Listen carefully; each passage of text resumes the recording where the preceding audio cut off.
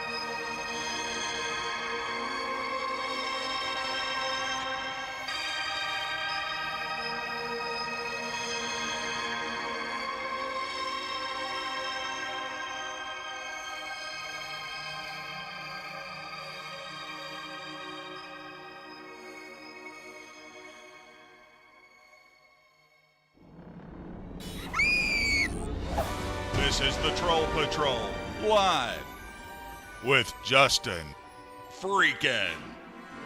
Welcome to the Troll Patrol, live, penis, vagina, Mary J, good evening, clinically, Warlord, DJ Dub, Torchy. I'm not high enough for this shit. Let's all get high, let's all smoke up, shall we? This is some new shit. It's like the first thing on the list tonight, Warlord. Torchy. No, I take that back. I think Arnold Palmer's dick is the first thing on the list tonight.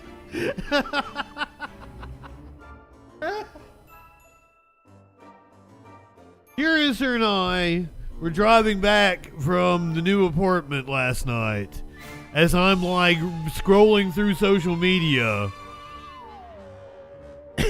And I'm like, you're never going to guess that he went on a 12-minute rant about Arnold Palmer's dick. I don't think the whole thing was about his dick. I think he just mentioned his dick in a 12-minute rant about Arnold Palmer, who has been dead since 2016. I enjoy his drink, though. I enjoy a tea and lemonade mix. It's very good. Purgatorus. Good evening.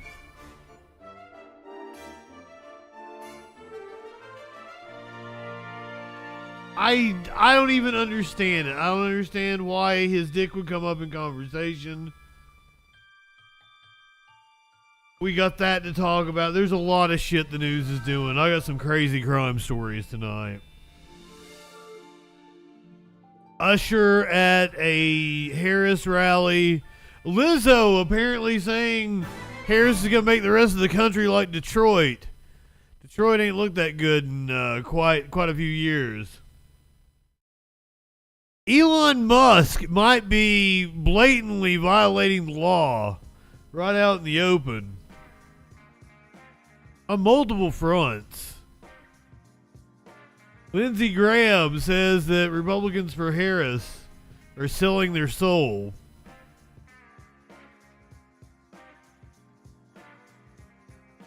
Was Tim Sheehy shot? We don't know. Oh no, we know that he was shot. That we do know. Was he shot in combat? In a story of heroism? Doesn't seem like it. Seemed like he shot himself.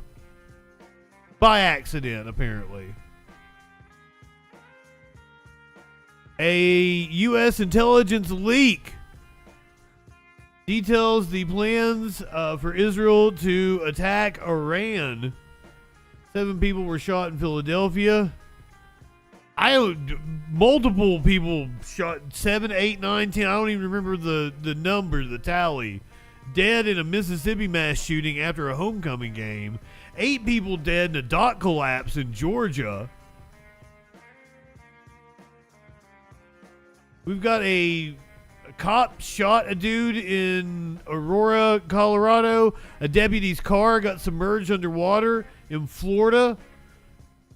Cops are speaking out after a Fort Worth cop got arrested. A man who was arrested after a standoff says he's part of a micronation. A shooter in California is still at large. We're going to hear maybe a convincing argument as to why the dude standing trial in the Delphi murders in Indiana is actually innocent. A family thinks their boy was kidnapped after having the child inside of a vehicle while it was being towed. Wild story. A car apparently went airborne into the middle of a high school's track during a football game. A woman got a citation for yelling racial slurs in a school pickup line. We got video of some heroes taking control of a bus after the bus driver had a seizure. All that and a lot freaking more tonight on the Troll Patrol live. Here is your meme of the day. How hackers looked in the 90s. Hackers in the 80s.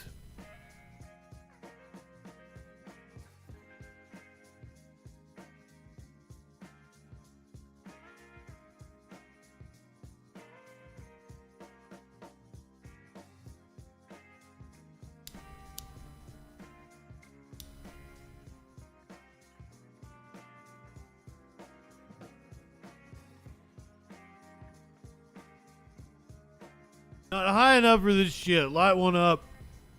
Tip one back. We got a jam-packed week of debates, too. But I don't think we have one. Definitely not one tonight. I don't think we have one tomorrow. I think we start on... maybe on Wednesday with New York's Senate race between Kristen or Kirsten Gillibrand, and Mike Sapriacone. Mike Sapriacone. Is he a mobster? Goddamn, what kind of a name is that? Also on Wednesday, the 23rd, Vermont Senator Bernie Sanders will debate Republican nominee Gerald Malloy. We're going to watch the Vermont Senate debate. That is Wednesday night. We get New York and Vermont. I think we got a lot of congressional debates. Hopefully at some point in time we're going to get an announcement on a Florida and Ohio debate, but it's looking increasingly unlikely as we are 15 days out from the election, or 16, 15, something like that. We do have debates tomorrow night. They're congressional debates. We're going to be watching the Iowa 1st Congressional District, the Washington 5th Congressional District, maybe Vermont's only congressional seat. On Tuesday, we have New York's 22nd District. On Tuesday, we also have Pennsylvania's 8th Congressional District, Ohio's 8th Congressional District, and probably several others throughout the week. There'll probably be a lot more added to the debate schedule throughout the week. Blah, blah, blah, blah, blah. As we are rapidly approaching election in the United States. I'm already making the artwork for my thumbnail because I figured I would like to have it. I would like to have the event created so that all the YouTube events from here on out just automatically send people over to election coverage. I think I'm going back and forth between coming on at 6, mainly just because I like the idea of 69ing the debate. We'll come on at 6. We'll go till 9 o'clock in the morning. The Troll Patrol 69's the election. I'm tired. I'm very tired. I'll be very tired after the election. Or if we're going to come on at 4 o'clock and do 4:20 because that seems fitting. But I don't know that I got that much content to fill. Coming on at 4 o'clock is making it harder to make it till 6 in the morning. Or 9 in the morning. Or whatever the fuck. We'll take C-SPAN calls the next morning if we can. If I can make it. Warlord, good evening. That's what I'm thinking. I'm thinking we're going to go 6 to 9 on the election coverage. Is that a week from Tuesday? It's two weeks from Tuesday, right? 2 weeks from Tuesday. I think. I'm horrible at math. I don't know how any of this works. But then you take my 75% chance of winning and then add 66 and 2/3%. I got 141 and 2/3 chance of winning. I just know you're going to see me do the show this week from this apartment. I will sign off from you guys on Thursday night. You probably will not see me on Friday or Saturday. Once again, I'm going to be skipping out on Saturday Night Live. And what else we do? Wrestling. Windsor Balls, good evening. Going to be skipping out on that. I'll sign on to the Troll Patrol on Sunday a week from now. Different apartment. Different apartment. Different digs. Different vibe for the election coverage. But hopefully there will be no stoppage in Troll Patrol. The Troll Patrol will still come at you. And we'll be doing Josh Hawley's debate from Missouri on Halloween. I didn't even want to do a Troll Patrol on Halloween. I just wanted to do Halloween specials. But we got to do Josh Hawley in Missouri. Carpe, good evening. Porgy's like, God, I thought it was fitting. Exactly. I thought it was fitting that we will do Josh Hawley's debate on Halloween.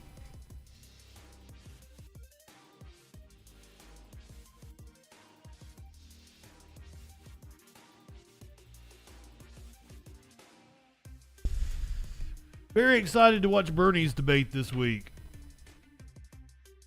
Even though it's a safe seat, you know Bernie's going to win re-election.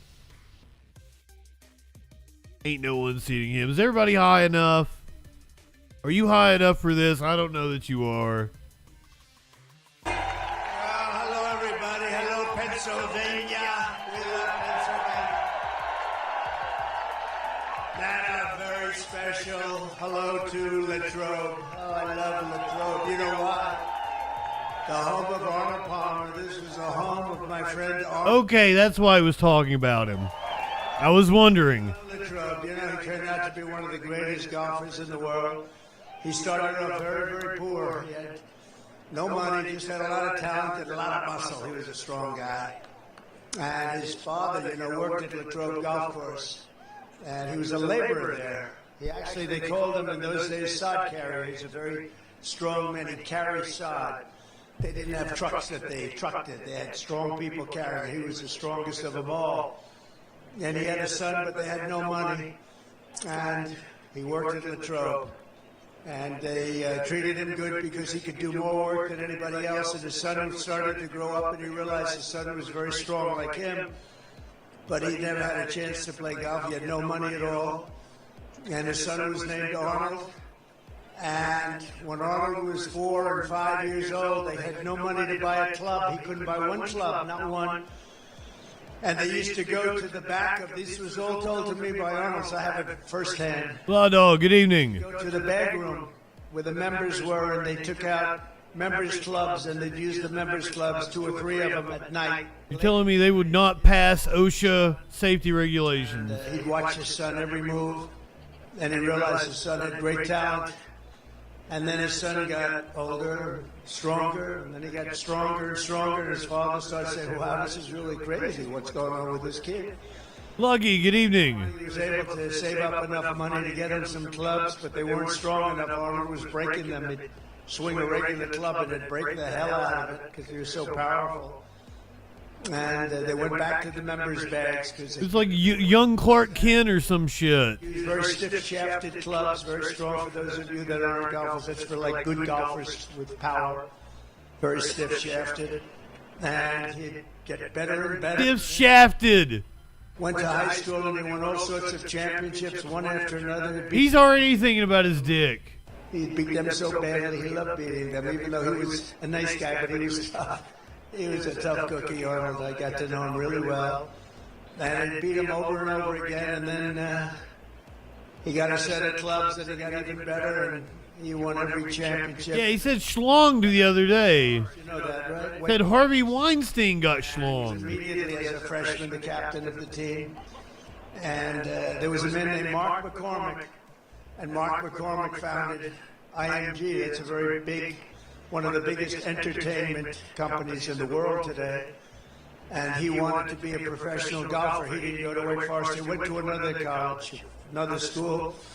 And I won't say which because honestly I didn't want to look it up. It wasn't worth it. But a good golf college. And he wanted to be a pro. He's a very good golfer. In other words, he doesn't know which, and he didn't give a shit enough to look it up. Arnold Palmer in a match between Wake Forest and his college.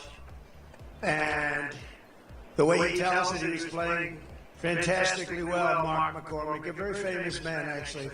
I used to have a hard hat. I don't have one, but I would wear it.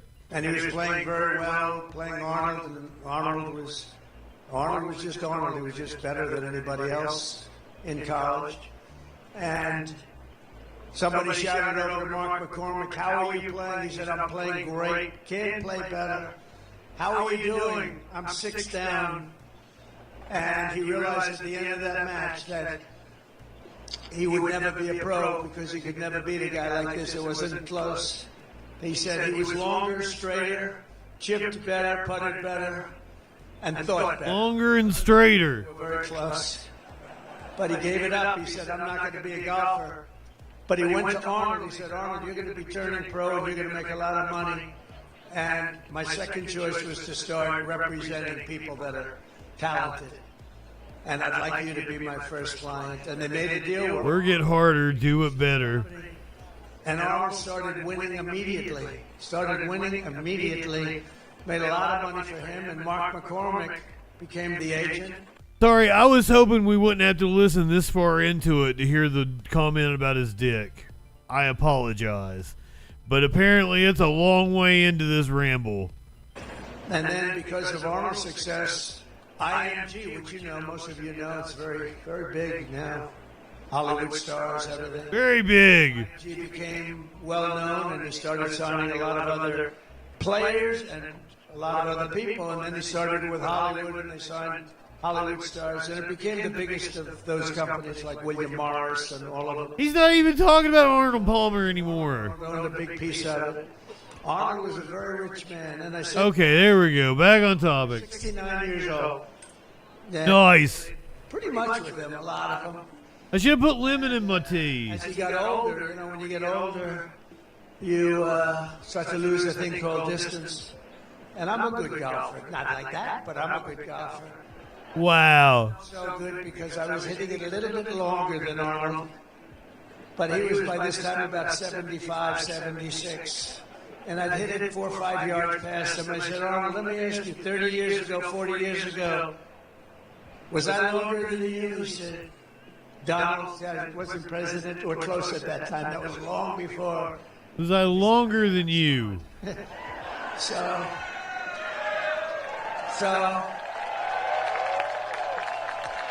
no, this is, no, you're talking about a great man. I said, Arnold, and he was still plenty long, but I said, Arnold, do you think I was longer than you like I am now, 30, 40 years ago? He goes, Donald, let me tell you a little secret.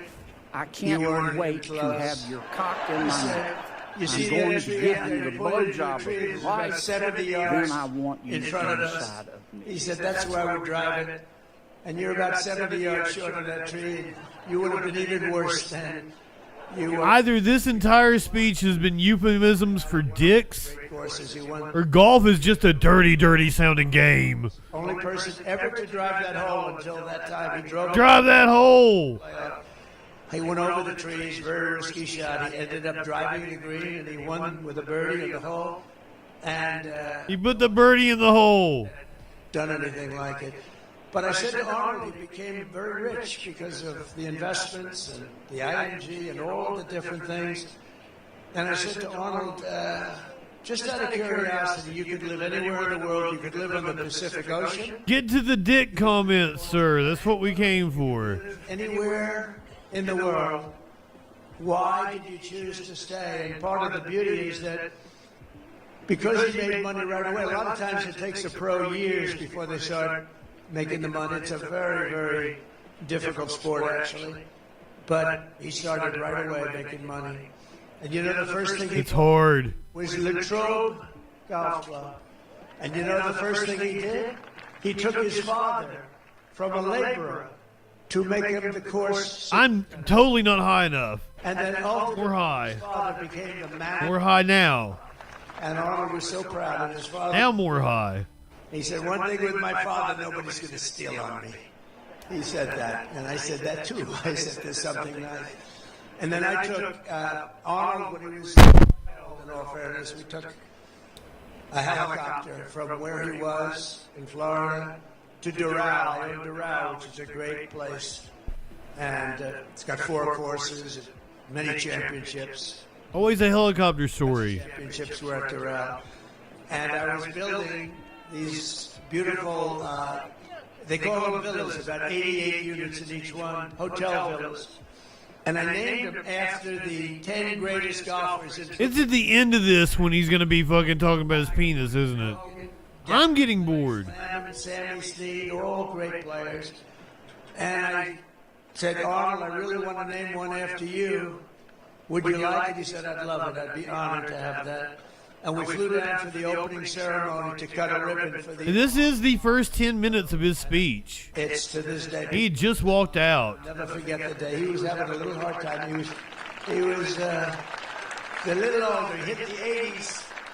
If you miss the beginning, like it was right when Got up there. God Bless the USA stopped playing. And you know, there were a few golfers that you could say maybe slightly better. A few, not many. But there was nobody. Oh, that skull is cool. He was a thriller. He was unbelievable. Oh, the color change is cool. I didn't see it change color until I looked over here. And he knew how to just do whatever it was that electrified Tito. a crowd. If I had him here right now with me, this crowd would be going absolutely crazy. They'd say, Because Trump they aren't going crazy right now. Palmer to speak. He would electrify a crowd, and he would go for shots that nobody else could do, and they were risky as hell, and sometimes it wouldn't work out, but usually it did with him. He was an incredible man. He was an incredible champion, and he came from Latrobe. And so when I said a couple of days ago, I said, where are we going to be today? They said, sir, we're going to be in Latrobe.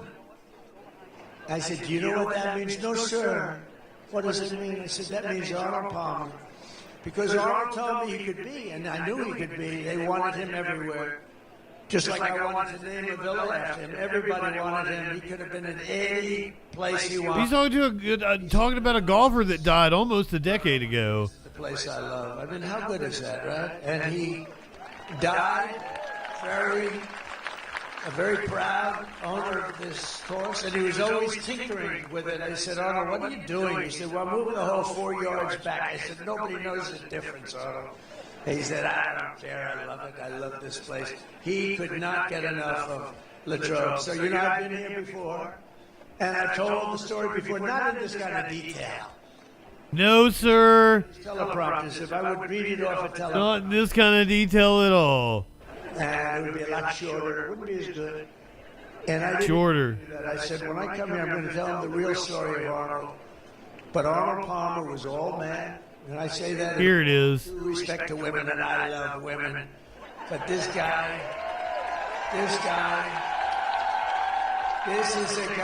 that was all man. This man was strong and tough. And I refuse to say it, but when he took showers with the other pros, they came out of there, they said, oh my God. That's unbelievable. I had to say it. He had to. We have women that are highly sophisticated here, but they used to look at Arnold and say, man, but he was really something special. Arnold was something special. So I just want to tell you, you're very lucky, the people that live in Latrobe. It's an honor for me to be here because of him. He was a great man, and I don't think A great man. We didn't need an AP fact check to know that it was all lies. Why am I doing this to you? Why am I doing this to you? Oh, before you get more Trump, let's do Mike Johnson this morning on the Sunday morning shows responding to Trump's comments about Arnold Palmer's genitalia. For race, you heard President Trump's remarks. Let me read you the lead of the Associated Press story about Trump's rally in Pennsylvania. Quote, Donald Trump's campaign suggested he would begin previewing his closing argument Saturday night with Election Day barely 2 weeks away. But the former president kicked off his rally with a detailed story about Arnold Palmer, at one point even praising the late legendary golfer's genitalia, unquote. Mr. Speaker, you're crossing all over the country. You're working hard to get Republicans over the line in this election. You're talking about substantive issues. Is this really the closing message you want voters to hear from Donald Trump? Johnson looks haggard. Palmer's penis? Well, listen, I think that the headline that I read about the rally in Pennsylvania yesterday was the big question, and it's the one that Kamala Harris has not been able or willing to answer, and that is, are you better off now than you were under the Trump administration 4 years ago? And no one can answer that question with a yes. I mean, no one. And that's why Kamala Harris herself avoids the question. Look, I've been traveling the country nonstop, Jake.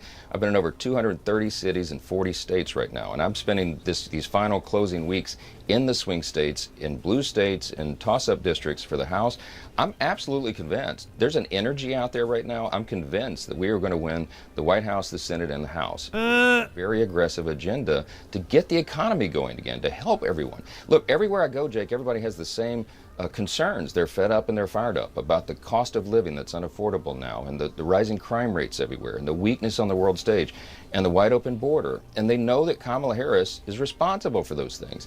And they know that President Trump is offering alternatives. Why does it look like he's hanging in a closet right now? To these two candidates. This shouldn't be about personalities, it should be about policy. And I think people are looking at that seriously. His jacket is annoying me. I'm sure that you think that a policy debate would be better than a personality debate, but if President Biden... The polls are really sketchy, and they currently have, like, I think the aggregate polls from Real Clear Politics have Kamala up, like, by a percentage point in the popular vote, and have, like, a 62% chance that Trump will win the Electoral College.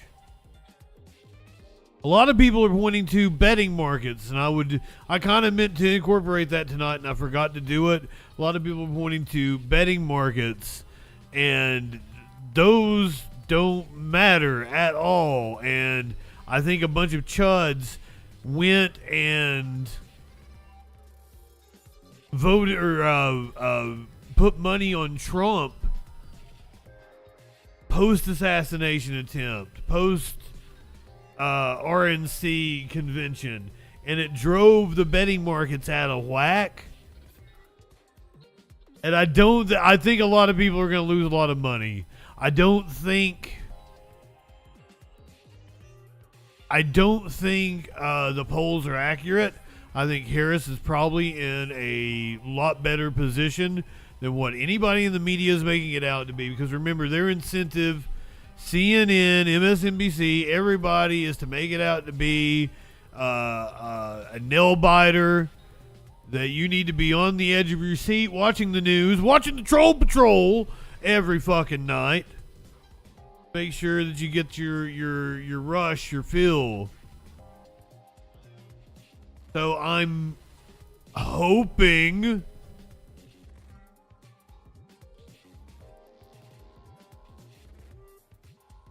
I don't know what you mean they're incentivized to convince us that she's doing the right thing. I think they're incentivized to make... The Democrats are always up against the fucking unfair playing field, because, like, these motherfuckers just lie. Half the country is fucking... Well, half the country is unengaged, but half of the people that vote are fucking stupid. So, I mean, like, the media is horrible at covering these things. Had gone on stage and spoke about the size of a pro golfer's penis, I think you would be on this show right now saying you were shocked and appalled, and you would suggest it was evidence of his cognitive decline. I wonder how Trump's remarks, not just the one about Arnold Palmer on his, quote, manhood, but everything we've heard from Trump this week, how it fits in with the analysis that the New York Times offered a few days ago. They looked at his speeches from 2015 and 2016 and looked at his speeches today and said, quote, with the passage of time, the 78-year-old former president's speeches have grown darker, harsher, longer, angrier, less focused, more profane, anonymously, increasingly fixated on the past. I know you want to talk about policy, and I respect that, but the reason that Donald Trump is not up 10 points is because of comments like that one, where people do have concerns about his fitness, his acuity, and his stability. Why is he talking about Arnold Palmer's penis in front of Pennsylvania voters? Jake, you seem to like that line a lot. Let me tell you that Donald Trump is doing rallies nonstop around the country. Let me just say something. I don't want to be talking about this. All right. Donald Trump is out there saying it. Continue to. Let's talk about... Because you won't Wait a address minute. it. Hold on. You won't address it. He is out there talking to voters. No, I'll address it. Let me answer it. Okay, don't say it again. We don't have to say it. I get it. There's lines in a rally when... What? He didn't really address it, but also it cut off. It didn't really let him finish. My apologies. Problem with being a no pre-watch Andy.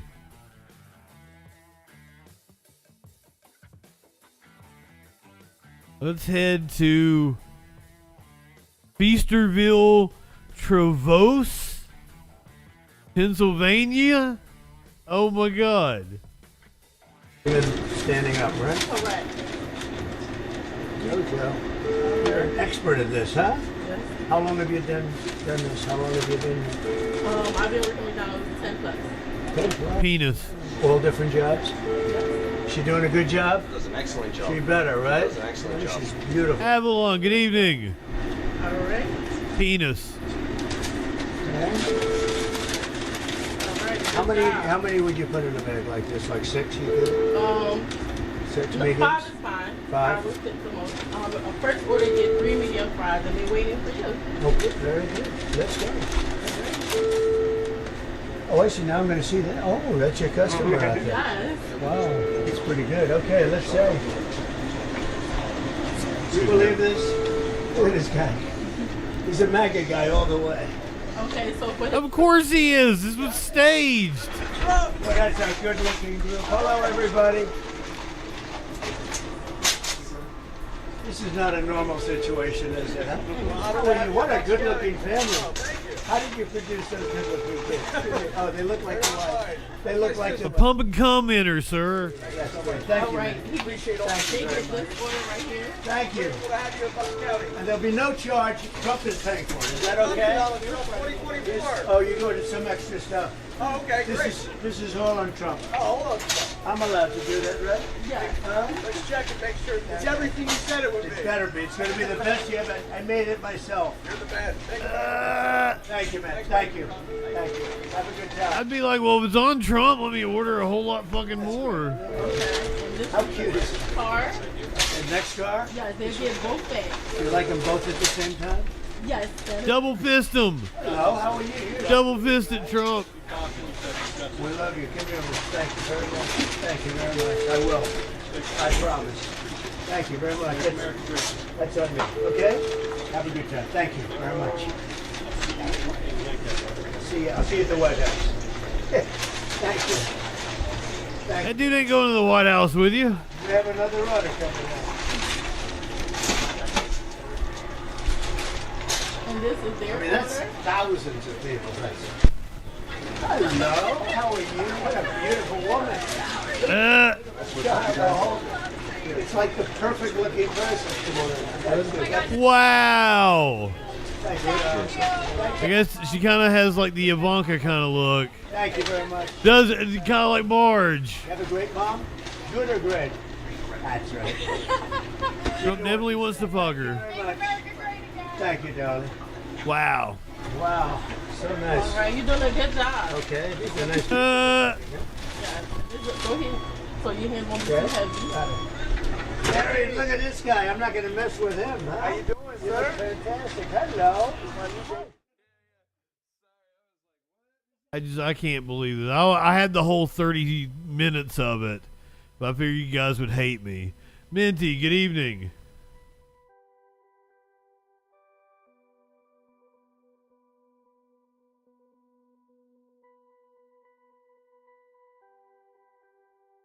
For anyone not aware, that was a setup.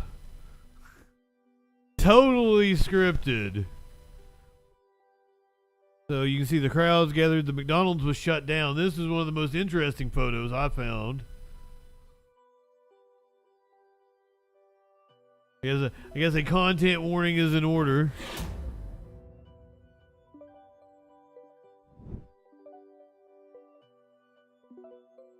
I hope before he ventured out, he was able to wash his ass. Life is too short to walk this earth for a crusty asshole. Wash your ass.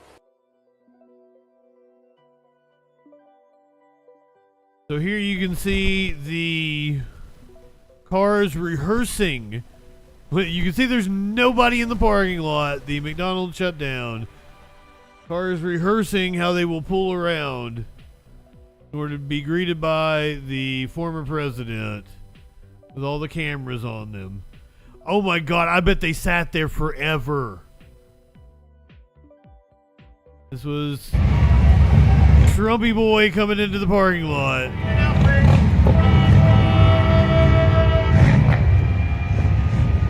This photo op. I'm assuming the reason why it took so long, because he's been talking about it for weeks, was the campaign had to find a McDonald's that was willing to shut down for a day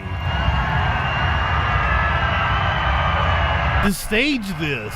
Can you imagine what it cost a franchisee to shut their entire fucking store down? Did Trump promise them something?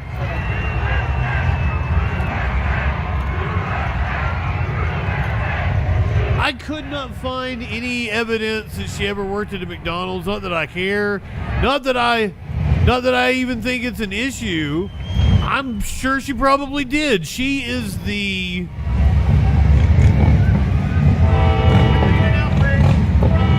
perfect fucking age to have worked at a McDonald's when she was in high school or college.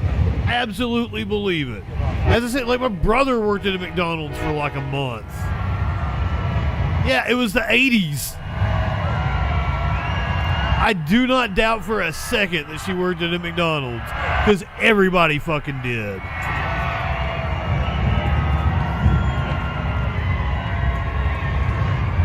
Just 1 in 8 Americans? I would have figured it was more, Minty.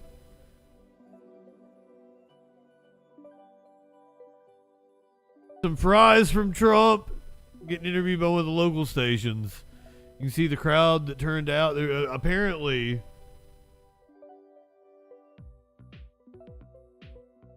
they had a few thousand people show up.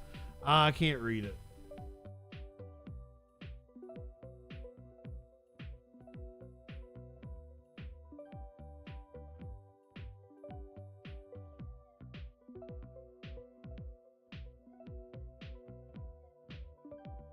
We plan to be closed on Sunday, October 20th until 4 p.m.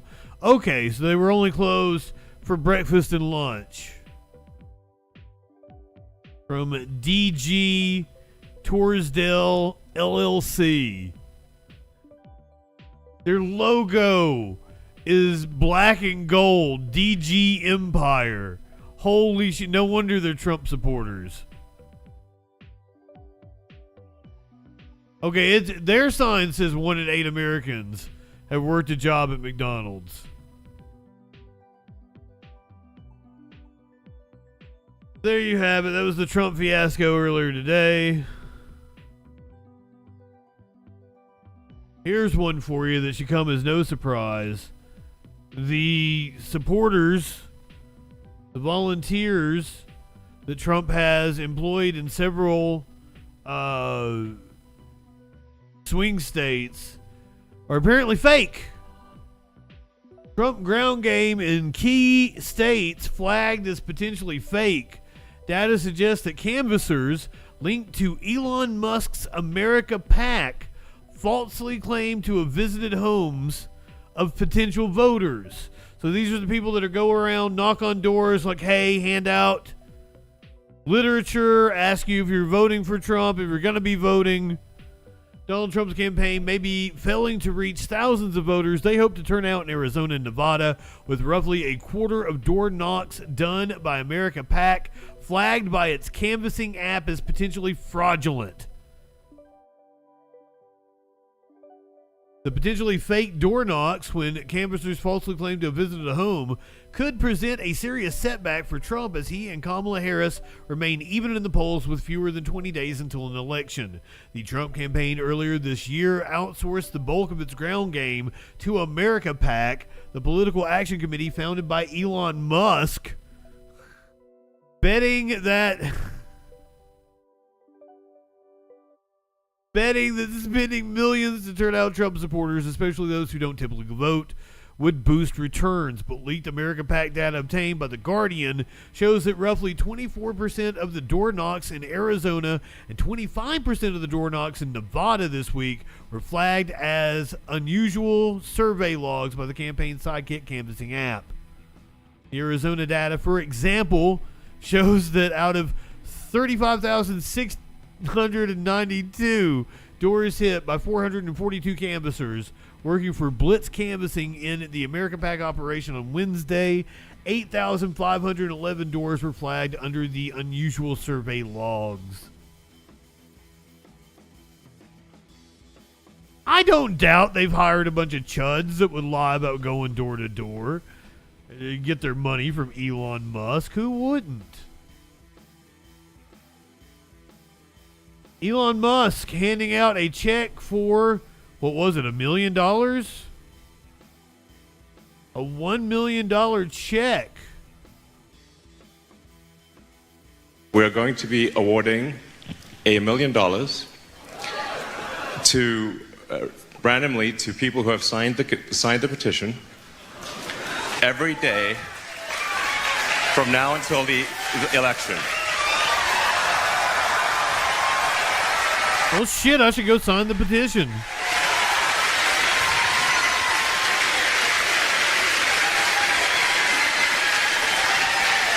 So, whoa. Did you guys notice that? This is something that happens in wrestling. This is called sweetening the crowd. Notice that nobody is cheering. So, you know, one of the challenges we're having is like, well, how do we get people to know about this petition? Because the legacy media won't report on it. You know, not everyone's on X. So I figure, how do we get people to know about it? Well, this news, I think, is going to really fly. Legal, you say? What is legal to a billionaire? Is there anything legal?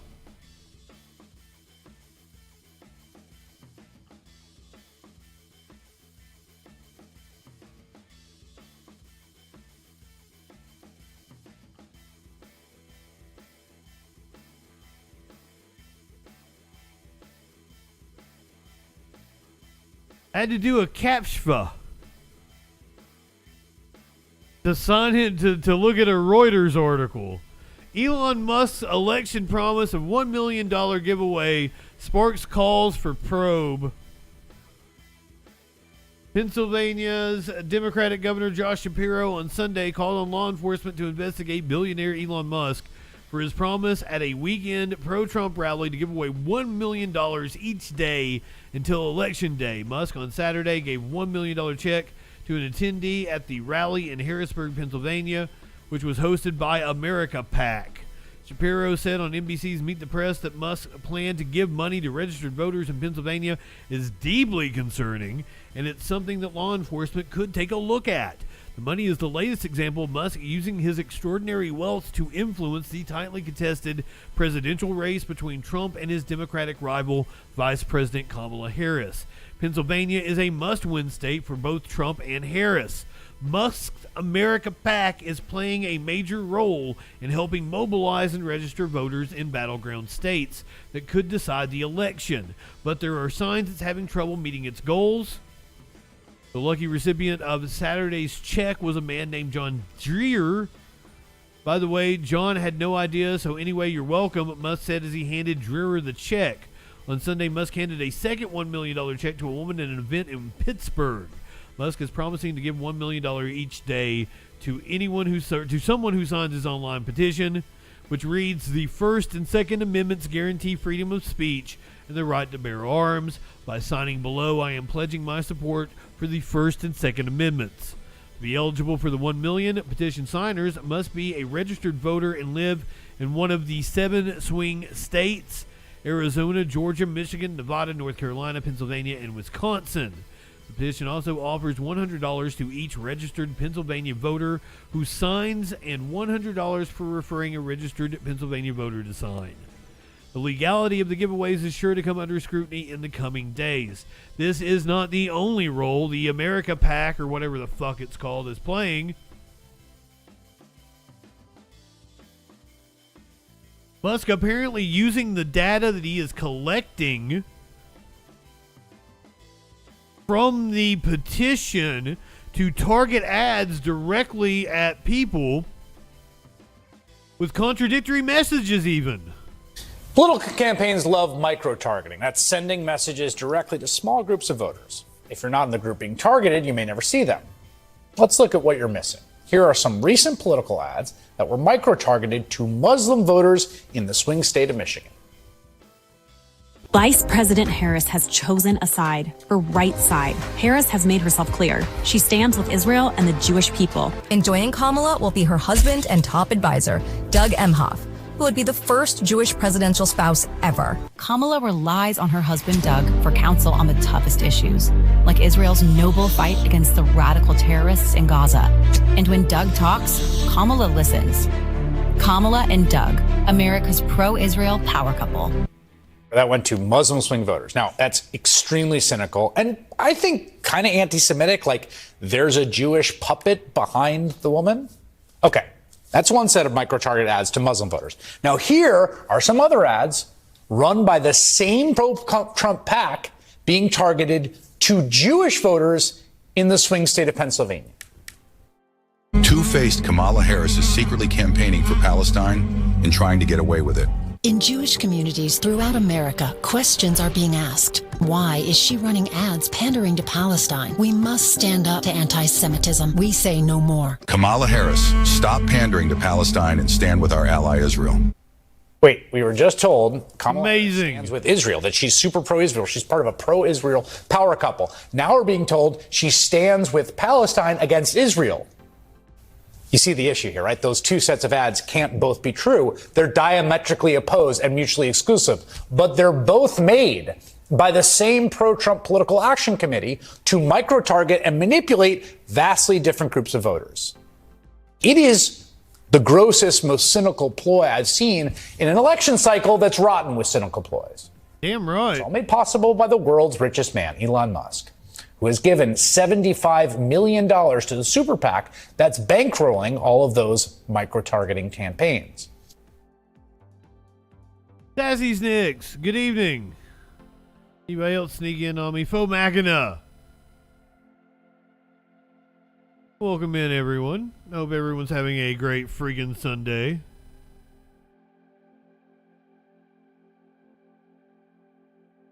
Oh, Elon. At least we know he's incompetent, though. That's the one silver lining. Here is Lindsey Graham. He was on one of the Sunday morning shows. This is the Republicans Against Trump account. They put together a little video here I found amusing. Republicans supporting her? What the hell are you doing? You're supporting the most radical nominee in the history of American politics. The Green. Well, I want to talk to the Trump supporters for a minute. I don't know who you are, and I don't know why you like this guy. I think what you like about him, he appears to be strong when the rest of us are weak. He's a very successful businessman, and he's going to make everything great. He's going to take all the problems of the world and put them in a box and make your life better. That's what he's selling. Here's what you're buying. He's a race-baiting, xenophobic, religious bigot. He doesn't represent my party. He doesn't represent the values that the men and women who wear the uniform are fighting for. I've been in the Air Force for 33 years. I retired this June. Republicans supporting her? What the hell are you doing? You're supporting the most radical nominee in the history of American politics. Tell him, old lady Graham. Oh, absolutely. Graham will be one of the first to turn if there's any kind of a wave. He tried to kind of do it after January 6th. And he was like kind of holding his finger out to see which way the wind was blowing. Let's go to Massachusetts, where we apparently have a kerfuffle over a light projection on a water tower. Hanson today, a rally supporting not only presidential candidate Donald Trump, but also the man who has projected a Trump endorsement onto the town's water tower. Our Kirsten Glavin is live there now, where taxpayers are also upset about how much this is costing the town to respond. Kirsten. Yeah, Glenn, Priscilla, while it doesn't look like much of a problem right now, once it gets a little bit darker, it really does become a battle of the lights here, especially now since the town has lights of their own, and they're expensive. It's this light projection on a water tower in Hanson that's earned the small town a spotlight of their own. On Sunday, Trump supporters from all over holding a rally defending the man who officials say has refused refused to put into writing that he will stop blasting his political views on municipal property. We're down here to support the guy who all he did was put a light in the tower. All they had to do was fine him daily. They didn't have to turn it into a nightmare. Wasting taxpayer money shining spotlights onto the tower, so. Those supporting the resident also raising money to help cover the daily $100 fines he's accruing. I think they're being immature. If they just left it alone, there's only a few more weeks. Come on, grow up. What? Grow up. But despite political beliefs, others frustrated by the taxpayer cost. If it was a Harris sign being projected, they would be insanely upset. But because of Trump, oh no, come on. It's just a few more weeks. The town buying their own spotlight to shine on the tower to dim the projection, regardless of if the Trump endorsement is turned on.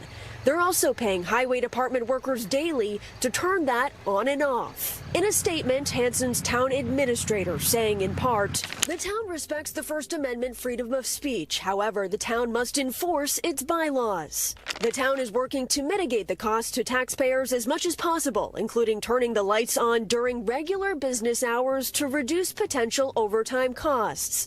We are working expeditiously with the town council to try to resolve this matter. I did ask town officials today how much this is costing them per day, so we are waiting on that.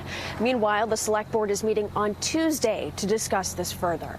Live here in Hanson tonight, I'm Kirsten Glavin, NBC 10 Boston. Okay, Kirsten, thank you.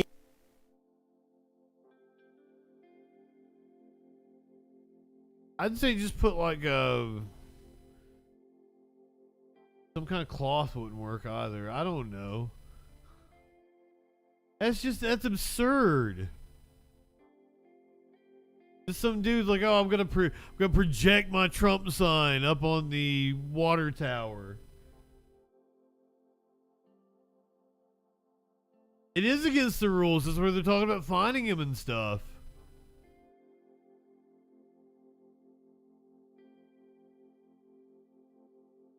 So earlier today in Georgia, Kamala Harris had a Super Bowl performer speaking for her. Stabby, good evening. Welcome to the stage, a living legend, the icon, Usher. Usher.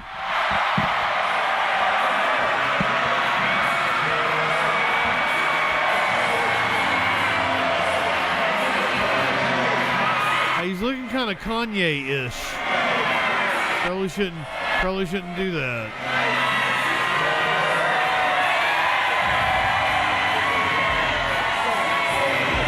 People seem really into it.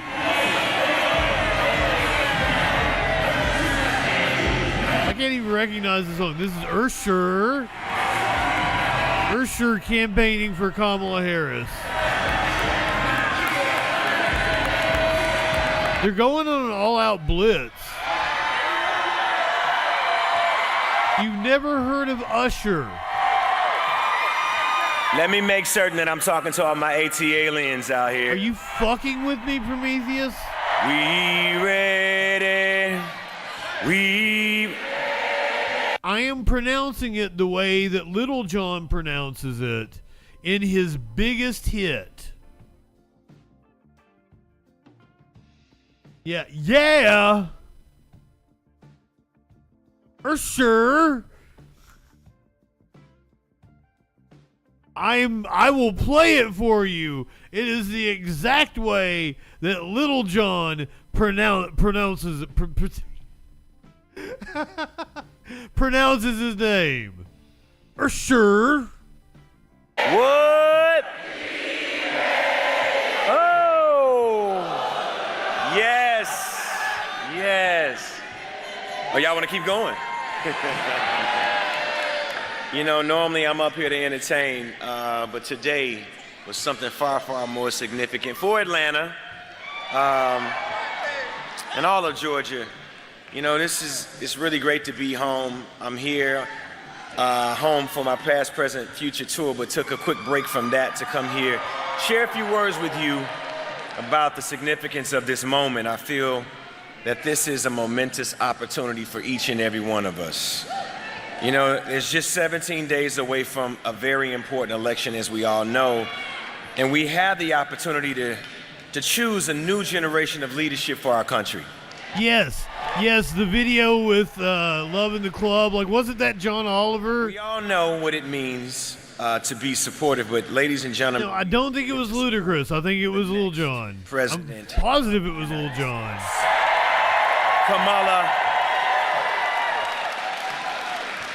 Kamala Harris, ladies and gentlemen. I kind of like the jacket. I'm supporting Vice I can see how somebody can say it looks like a couch cover. For everyone's rights.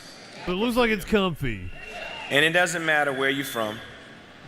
She has a vision for our country that... Torchy, he took his shirt off. A vision that supports small businesses. At the Super Bowl, and he was ripped. Everyone a chance to get ahead. But we got work to do, Atlanta. ATL. 3 kids in a trench coat. Progressive Squirrel, good evening. Campaign across the finish line. I'm counting on you.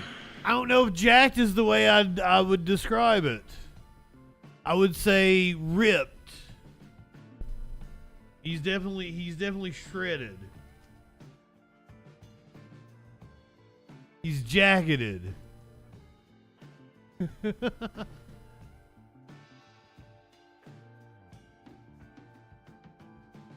Can't really see there. I think about like Batista. I think about somebody that's like really like Ultimate Warrior. I think of like somebody huge. When I say ripped, I think somebody like that's more defined. Not necessarily big. Speaking of someone who's not necessarily big anymore, Lizzo spoke at the Kamala Harris rally in Detroit.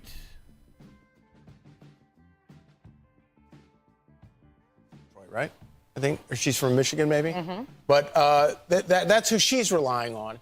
And normally, politicians always want to be with the people, not with the... Looking a little more healthy there. Like, I thought she was losing weight too fast. I'm not going to spend any more time on the stage because we got work to do. We have 17 days to get this done, and we're not going to be able.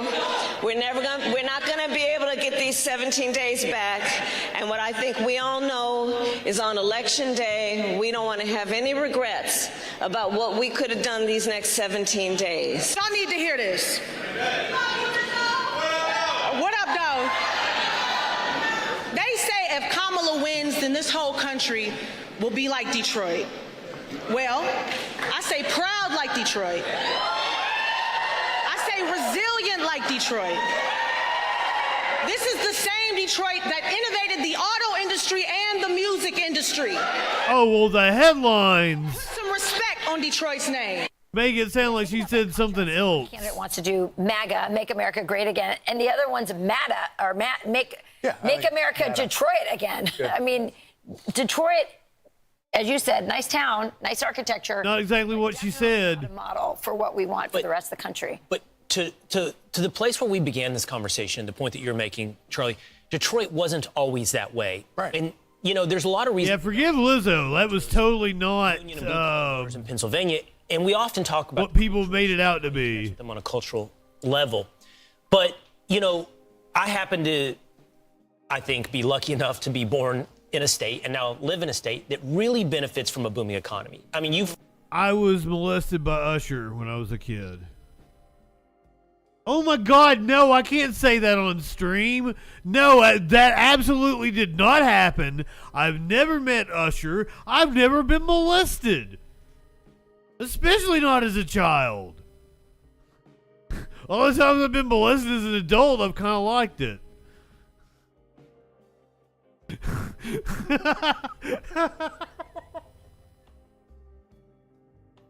Wait a minute. I guess if you liked it, it's not molestation. Yes, I'm just high. Look over me. That never happened.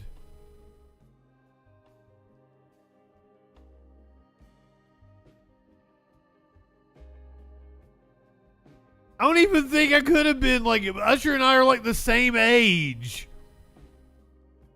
I don't.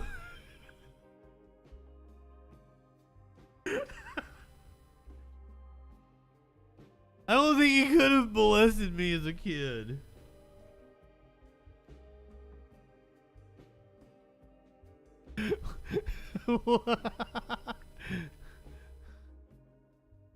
How old you fuck? Oh, he's 46. Okay, he's a little bit older than me. 6 years.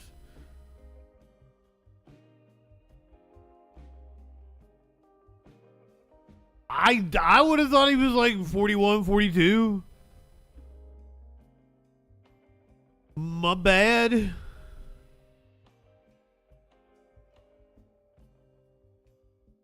I am sorry, Usher.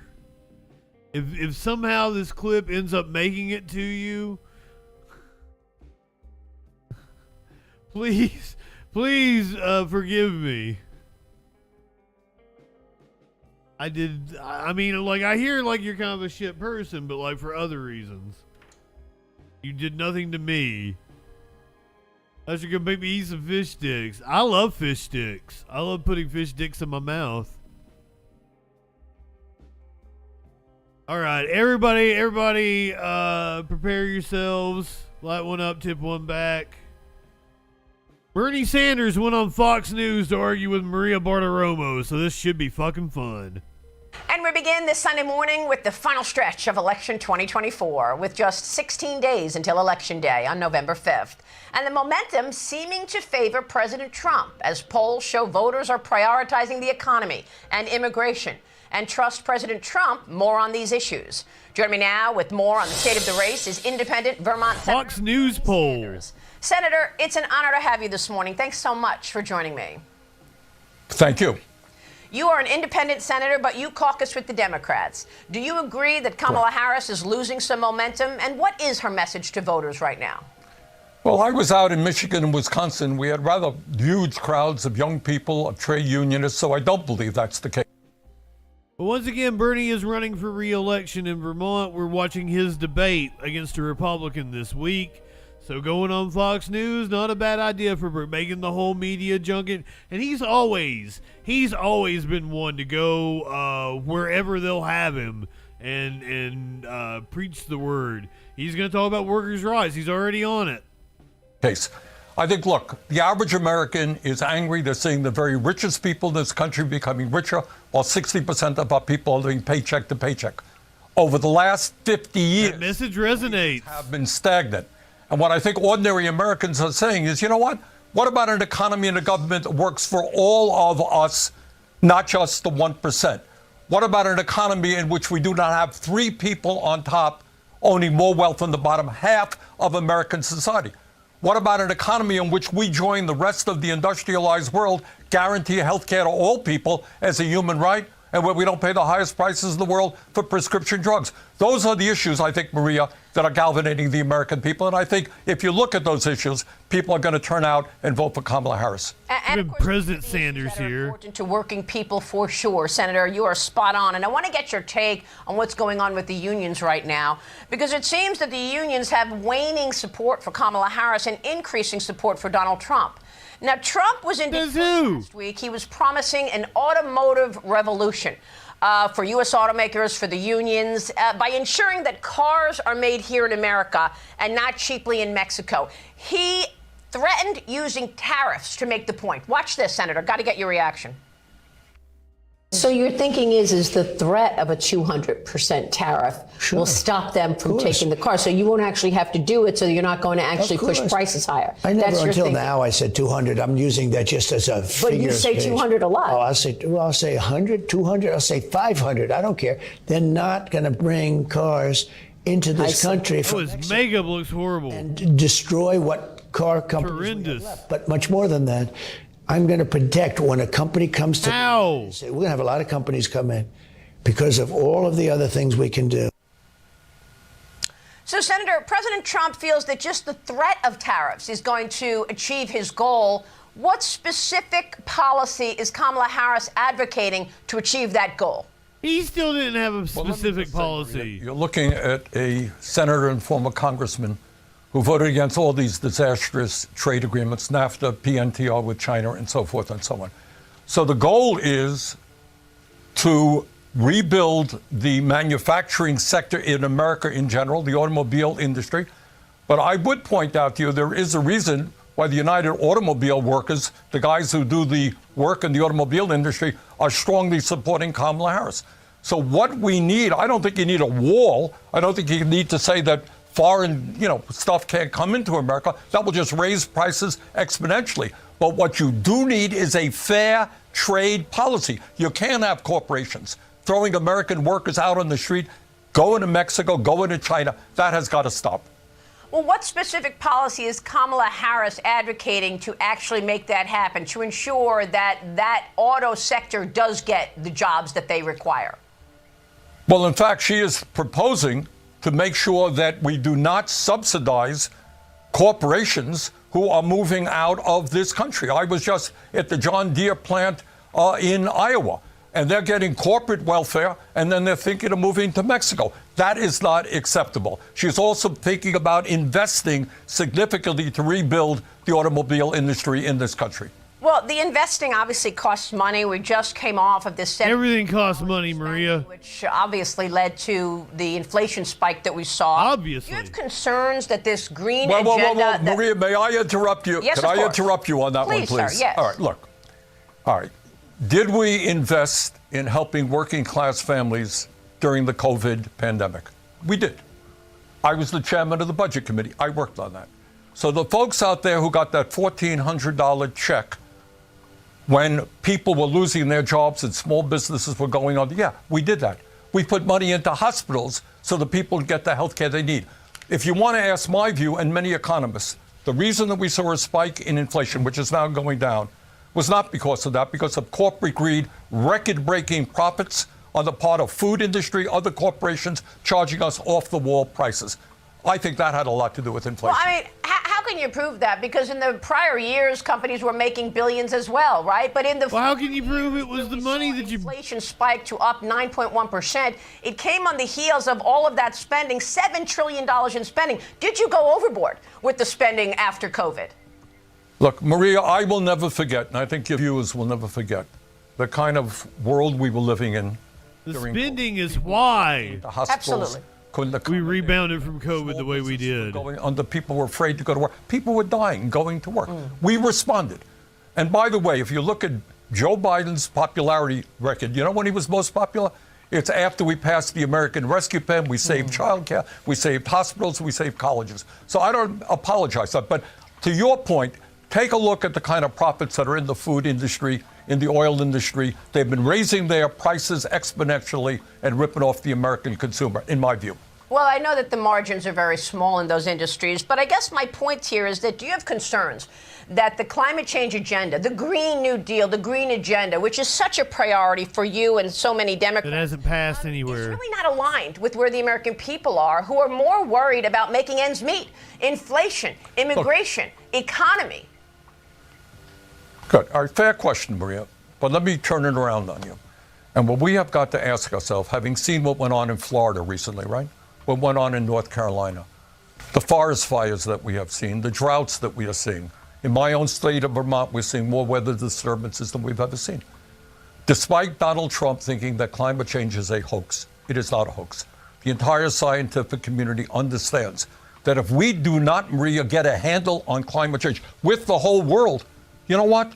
I worry very much about the planet that our kids and future generations are going to be living in. Well, now, we got to do this in a sensible way. Yeah. No, I think we all do. I agree. I mean, Republicans worry But about the environment as well, by the way. But do they? Senator, It's not a question of the environment. I'm sorry, go ahead. Critics say, Senator, that one issue with Kamala Harris is that they're just unclear as far as what her principles are, where she stands on all of these important issues. For example, she has long said that she would ban fracking, and then she said she wouldn't ban fracking. She said she was for Medicare for all, and then she says, no, I'm not for Medicare for all. Then she said her values haven't changed, and she wouldn't do anything different than Joe Biden did. So I guess I ask you, do you believe Kamala Harris has changed? Will she agree to fracking? And if she does agree to fracking, is that a betrayal to you? Well, I wouldn't use the word betrayal. People's points of view change. Look, as I've just indicated, I think we have to work with the entire world to save the planet for our kids and our grandchildren. And I think what's very dangerous, is Donald Trump thinking climate change is a hoax. No scientist agrees with him. In terms of Medicare for all, look, let me be very frank. I think our current... It's about my damn time. Oh my God, that's cringe. I hate it. Thank you, Bernie, for talking about Medicare for all on Fox News. Very dangerous, is Donald Trump thinking climate change is a hoax. No scientist agrees with him. In terms of Medicare for all, look, let me be very frank. I think our current system is broken, dysfunctional.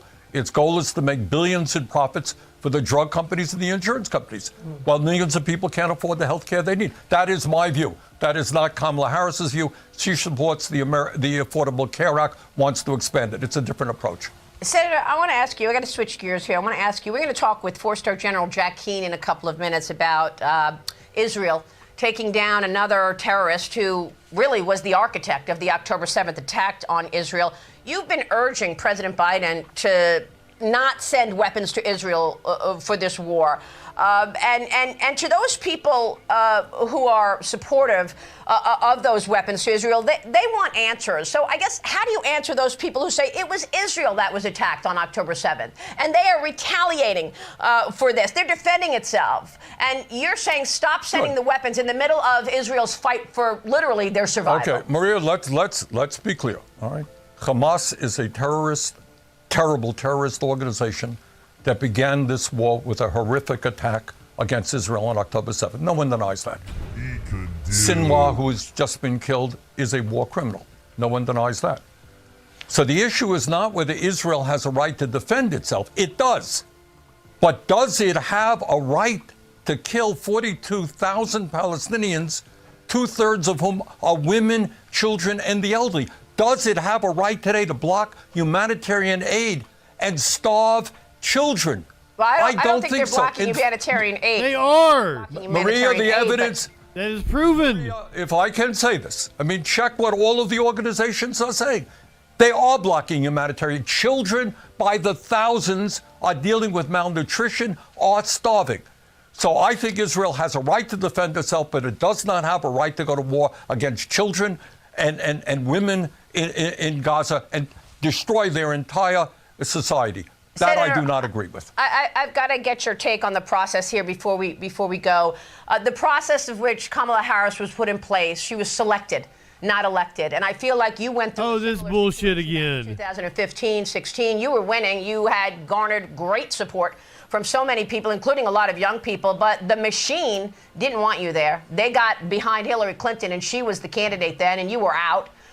It seems like a similar situation right now where the machine decided Joe Biden was out and they just selected Kamala Harris. Do you think voters will be turned off by that, this election?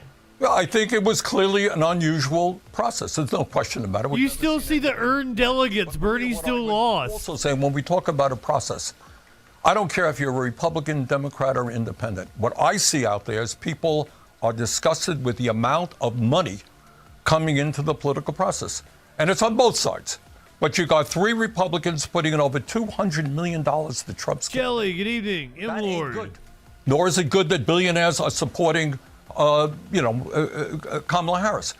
What we need to do is end the Citizens United Supreme Court decision and get this kind of big money out of politics so we can be a democracy. You get a vote, I get a vote, not billionaires buying elections. And it's the reason people... Like Elon Musk. Upset, by the way, over George Soros and his support. Oh, my God. Yeah, it's both sides. I'm not denying that.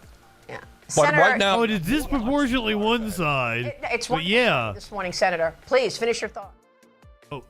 No, that's all. It is both sides. I think you're seeing more concentration of billionaire money coming into Trump. Senator. Okay, thank you. Yes, Bernie. Like, Trump is being wholly financed by what, 5 billionaires? Speaking of billionaires, one of them was on with Bill Maher last night. And content warning. The chat makes me put it up anytime I show Morning Joe. The numbers are incredible, and it drives me crazy when I hear politicians talking about how bad things are in America. We've got a $26 trillion GDP. China, which was supposed to overtake us 10 years ago, remember that? They're like stuck at 17, 18 trillion. California, which is supposed to be a socialist state, has a bigger GDP, fourth biggest GDP in the world, bigger than India's, bigger than Britain's, bigger than Canada's. Texas has a bigger GDP than Russia. I mean, it's incredible relative to the rest of the world. And that's the only way we can measure this. Our economy is stronger today than any time since World War II. Yep. And so much of that has to do, I mean, nobody is saying that. Maybe it's because nobody gets elected by saying how great this country's economy is. But it's not just the tech sector, which is great, but it's also small businesses. Yeah. It's what's happening on Main Street. It's entrepreneurs. It's people that... It's our nature. It's people... We're greedy, and it's good. Do you know the great... I've got another way to say it. Fucking boomer. Straight out of Wall Street. But one of my favorite commercials ever that explains the essence of America was Bill Gates, was Steve Jobs' first Apple commercial, Think Different.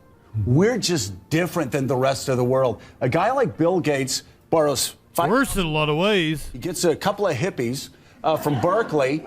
They go into the dad's garage and they create Microsoft. And I will tell you, that's a mindset that guys like Mark have. That's not a mindset other people across the world have. We are the only country that does that. Yeah. You can't go anywhere else, right? When you go here, everybody has the American dream.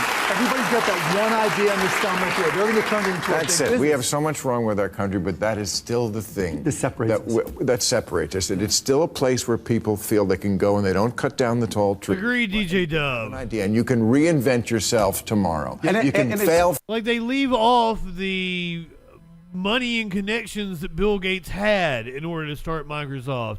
In his, like they make it sound like, you know, it's just a little small garage, but wasn't his mom like a executive for IBM? So he had both the financial power and the connections to be able to make Microsoft. And he also was not the genius behind it. Like, I don't think he can code or anything, can he? So, like, it's just, like, it's another bullshit success story.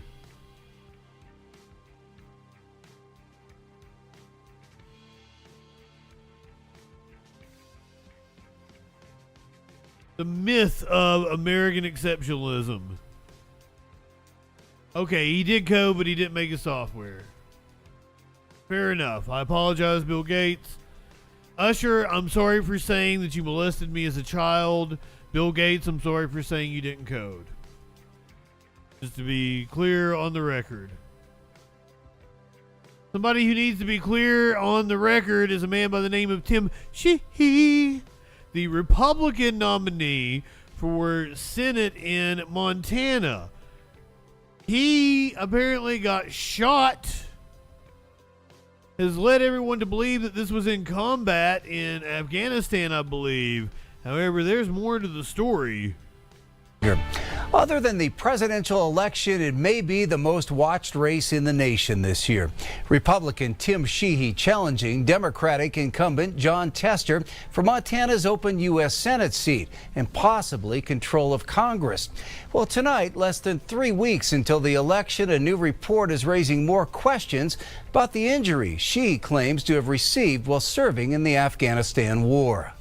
Been in about 93 countries around the world, carried a gun in a lot of them. Republican U.S. Senate candidate Tim Sheehy certainly has an impressive resume. The father of 4 and successful Bozeman businessman is a former Navy SEAL who served in Iraq and Afghanistan. My wife and I both served overseas. She was a Marine Corps officer, me as a Navy SEAL team leader. And MTN was there in 2015 when he was presented a Purple Heart for another injury sustained during his time in combat. You learn a lot in military service. You learn the power and the greatness of this nation. But now new questions are surfacing about Xi's military service, specifically how he was injured in combat. New reports published Friday in both the New York Times and the Washington Post detail accounts from two people now casting doubt on Xi's version of the events. In October of 2015, Xi received a citation for illegally discharging a weapon in Glacier National Park. At the time, Xi claimed his gun fell out of the back of his vehicle and accidentally fired with the bullet hitting him in his arm. Xi later admitted that wasn't true. He and his campaign then said the injury occurred in 2012 while Xi was serving in Afghanistan, telling the Washington Post he didn't report it at the time because he received no treatment for the injury and said it didn't affect his ability to do his job and that Xi wanted to protect his platoon mates by not triggering an investigation. When I was 18, I was carrying a gun in defense of this country. But now the park ranger who issued the citation in Glacier has come forward telling the New York Times he's 100% certain Xi received a gunshot wound in the park. And a former colleague and fellow Navy SEAL is also questioning Xi's account of what happened in Afghanistan, saying the two met after the alleged injury occurred and that there were no signs of any injury. We did hear back from the Xi campaign tonight, who called the story in part a pathetic attempt by Jon Tester through an activist to disparage an American warrior.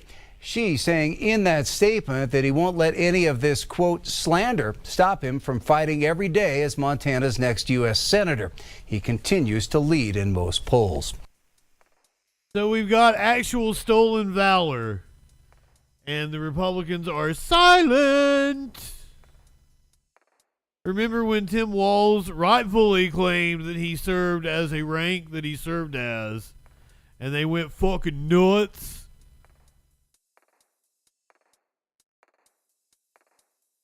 Pepperidge Farm remembers.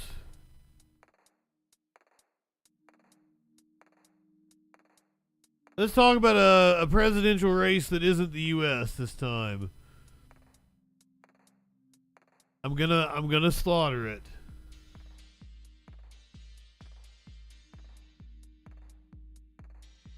Prabowo Subianto was sworn in as the president of Indonesia earlier today. Their 8th president. Former defense minister succeeded his rival turned ally, Joko Widodo. Bismillahirrahmanirrahim. I mean, that's not Nazi looking at all. What the fuck? Did anybody tell them about the aesthetic there? You might not want to do that. If not Nazi looking, it definitely looks like a Bond villain or some shit. Bismillahirrahmanirrahim. Demi Allah, saya bersumpah akan By Allah, I swear that I will fulfill the duties of the President of the Republic of Indonesia dengan as sebaik-baik best as possible and as fair as possible. adilnya. Memegang teguh Uphold the Constitution and implement all laws and regulations as strictly as possible. menjalankan segala undang-undang dan peraturannya dengan And be devoted to the homeland and the nation. berbakti kepada nusa dan bangsa. Here you can see him partying, won 58% of the vote in February. Prabowo's victory was largely credited to the implicit backing of the outgoing president. Widodo stepped down after his constitutionally mandated 2 terms in office. Widodo's eldest son was officiated as vice president. Prabowo's campaign pledges have aligned with Widodo's economic policies. Those include promoting manufacturing, economic nationalism, and infrastructure growth. Sounds kind of Nazi-ish. Prabowo's major promise is sweeping free meal scheme for Indonesia's 3 million children. That sounds good, though.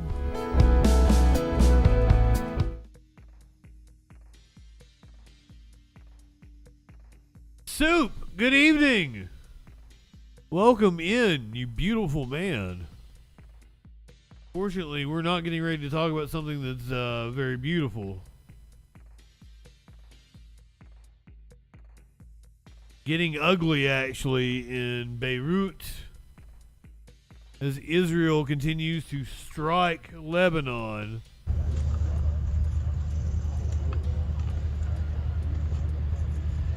Not high enough for this shit. Loud explosions heard as Israel continues to hit Beirut. Airstrikes.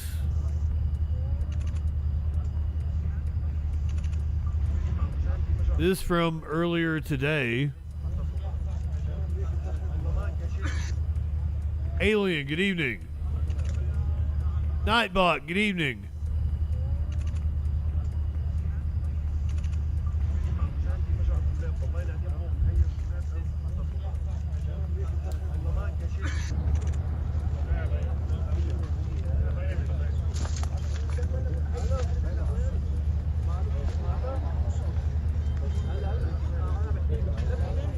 I appreciate the video, Forbes. Excellent video.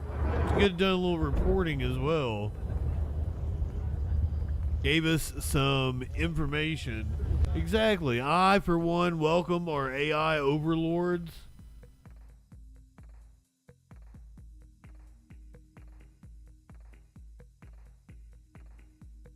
Leaked documents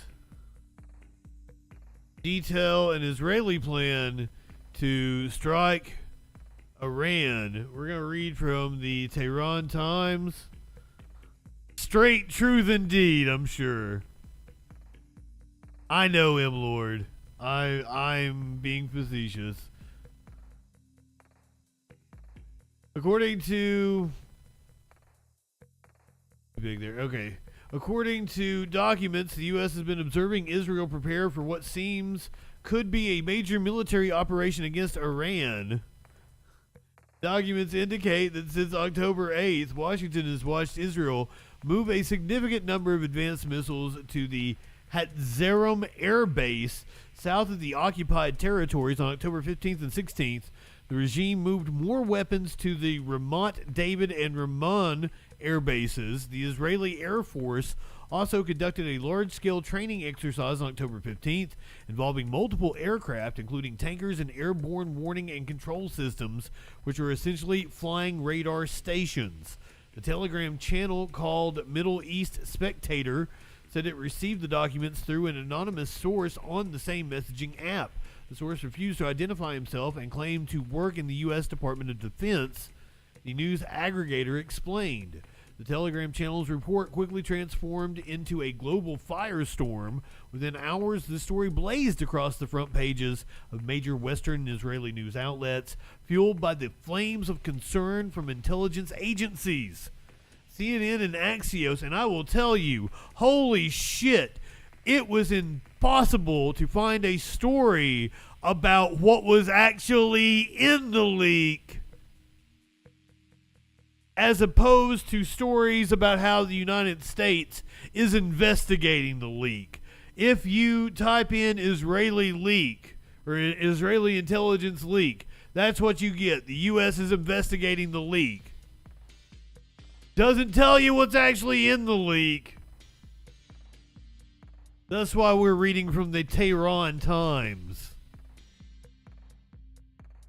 Within hours, the story blazed across the front pages of major Western Israeli news outlets, fueled by the flames of concern from intelligence agencies. CNN and Axios were the first to fan the flames, with Axios quoting U.S. intelligence officials saying they were extremely concerned about the supposed leak. A U.S. official, and to me that confirms that it was not something the U.S. did. I don't think so, Lenny. I feel like the U.S.'s response to it has been like, uh-oh, we got caught with our pants down. A U.S. official told Axios that the alleged leak is extremely concerning. The outlet reported, echoing the sentiment of a senior Israeli official who confirmed the leak. and its serious implications for the regime. The first U.S. official to eventually address the matter was the U.S. House Speaker Mike Johnson, who announced that the American government was conducting an investigation. Johnson did not comment on the authenticity of the leaks, but the New York Times has reported that officials acknowledged privately that the documents were indeed authentic. Despite the gravity of the leaked classified documents, many experts believe their contents are unlikely to change the course of potential Israeli action against Iran, since Iran launched a barrage of approximately 200 ballistic missiles at Israeli military and intelligence bases in the occupied territories 20 days ago. The regime's high-ranking officials have escalated their rhetoric, saying they will make Iran pay a painful price. While Iran's attack only targeted military sites, Israeli politicians have openly discussed a range of potential strikes, from targeting military bases to crippling oil production and even hitting nuclear facilities. This is the second time Iran has directly challenged Israel from its own soil, following a similar but less powerful attack in April. Now, with Hezbollah adding to the regime's woes by striking a Golani Brigade camp in Prime Minister Netanyahu's residence, the pressure is on for Israel's next move. This decision carries monumental weight. Any potential strike against Iran could either bolster the regime's positions or, as Iranian officials have warned, accelerate Israel's perceived decline, a trend that's become increasingly apparent over the past year. So while the leaked intelligence documents about Israel's response may not change the course of events, they do raise questions about the source of the leak. The source of the leak is indeed an individual within the Department of Defense. As the Telegram channel claims, it could signal a deep rift within the American government. This could indicate a significant group of military and security analysts who oppose the current policies of policymakers, echoing concerns voiced by many experts. These individuals may be deeply worried about Washington's potential sleepwalk into disaster by failing to restrain Israel's actions in West Asia. However, if a government entity is behind the leak, the implication becomes even more complex. Washington could be seeking to prevent a full-blown conflict by alerting Iran to Israel's potential attack. Alternatively, Israel may be deliberately spreading misinformation to confuse Iran. Or perhaps Tehran is deliberately leaking information, aiming to demonstrate its superior intelligence capabilities and discourage Israeli aggression. Holy shit! There are a lot of possibilities there. And first time we ever read from the Tehran Times, excellent job.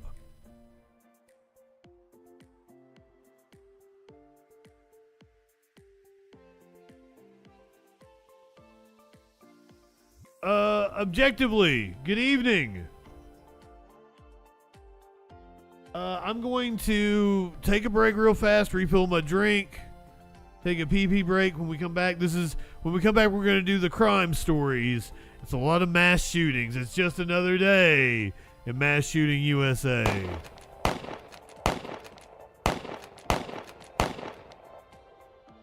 But if you want to skip over the more graphic stuff,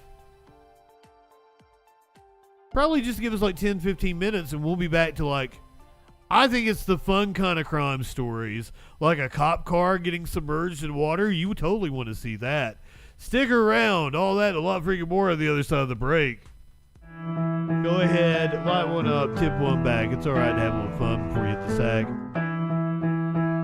I'm JustinFREAKIN. All we're establishing is this guy's wicked, sick aesthetic.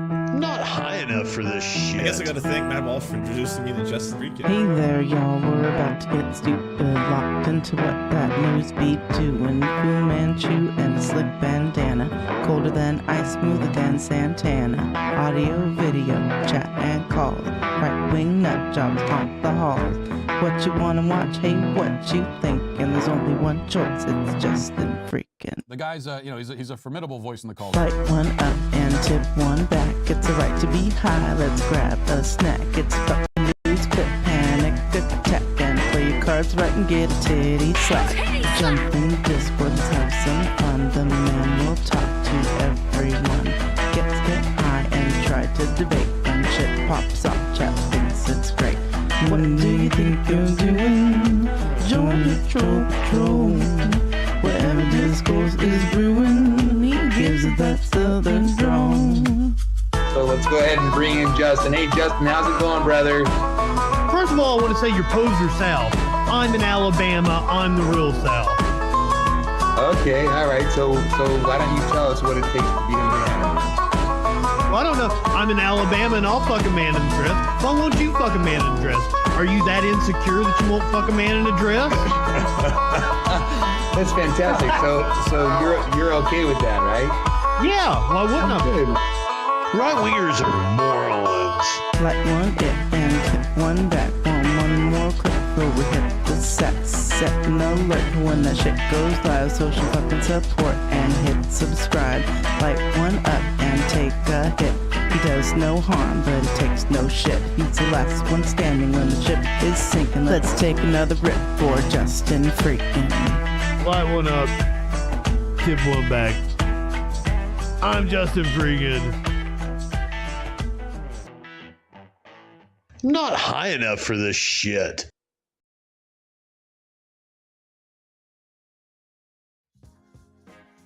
I'm working on cutting that down, making a 1-minute version that I can use as my Twitch trailer and then share out on TikTok and shit. I think YouTube actually made their shorts longer now. I think like starting like October 15th, they can be 90 seconds, which is good for me. I hope they did. I guess I should look that as a content creator who actually posted a short earlier today. I should look that up. I fucking hate YouTube. I hate all social media. I hate the internet. I hate what the internet has become. What capitalism has made the internet. It used to be a wonderful place before capitalism tried to monetize every goddamn thing, just like it does with everything else. Rots it from the inside. A little capitalism is alright. You get a little capitalism as a treat. Too much of it fucking rots you.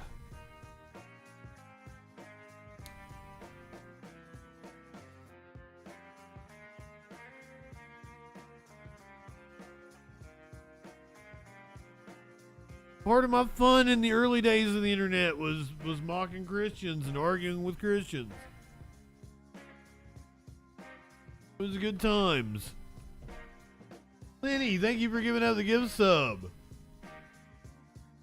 Don't forget, guys, we got the New York Senate debate and the Vermont Senate debate this week. Both safe, blue independent seats, whatever you want to call it. Socialist Aunt, good evening. Welcome in. You got here just in time for the crime portion of the show. Got the Israel shit out of the way.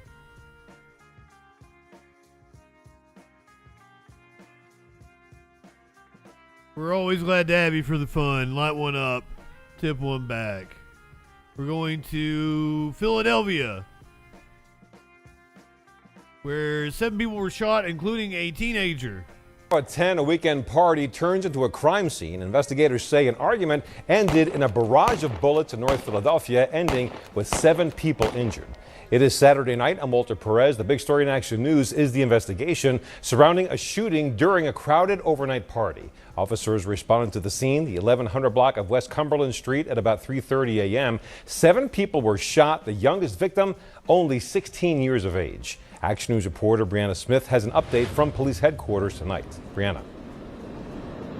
Walter, Philadelphia police say the 16-year-old who was shot in the chest is being treated at the hospital as they continue to search for the suspect. Now, we also spoke to residents and the mayor, who say they're concerned about the ongoing violence plaguing the neighborhood, but the mayor says this is why they must continue their comprehensive approach.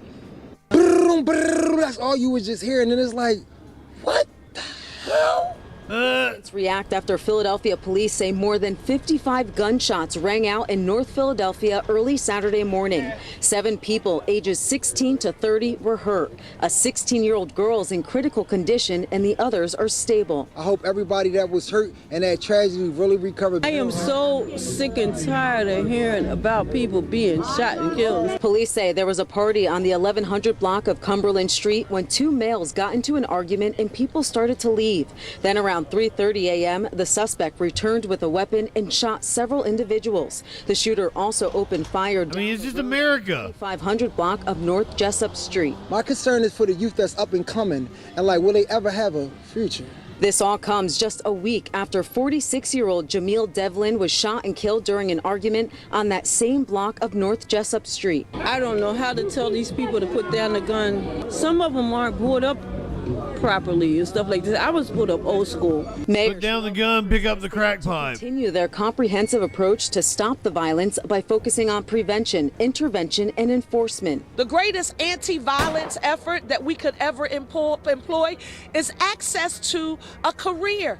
That is how we put people on a path to self-sufficiency. Parker believes these efforts will help reduce crimes. Homicides are down 41% in the city of Philadelphia. Shootings are down 38%. But this incident affirms why we can't take our foot off the gas. Now, police say they recovered a weapon at the scene, but again, they have not made any arrests. They believe the suspect is a juvenile male. If you have any information about the incident, you're asked to contact them. Reporting outside Philadelphia Police Headquarters, Brianna Smith for Action News at 10 on PHL. Thank you, Brianna. Good job. Good job. Bang up job. Let's go to... They don't just have shootings in the inner city, I assure you. Let's go to Mississippi, where several people were shot, multiple people dead, 3 dead, 8 hurt after a shooting following a homecoming game in Mississippi. They take their football seriously. And you got so much innocent blood that's being shedded. And that's what hurts me. Hours after 3 people were killed and 8 others were injured, victims returned to the Indian Creek Trail where crime tape surrounded a devastating scene. We had 30 minutes to go and I was about to comment, that won't be long. You're right, squirrel. I heard the shots going off. The co-owner of the property, Joe Johnson, says a group of people rented the field out for 3 hours following the Holmes County Consolidated Schools homecoming. According to Holmes County Sheriff Willie March, a gunman opened fire on the crowd of people on the trail ride Saturday around 12:30 midnight. Deputies believe the gunman operated with a switch on their weapon. I'm a Vietnam veteran, and I can't say the exact caliber, but I know it was like a machine gun. It was repeating rifle.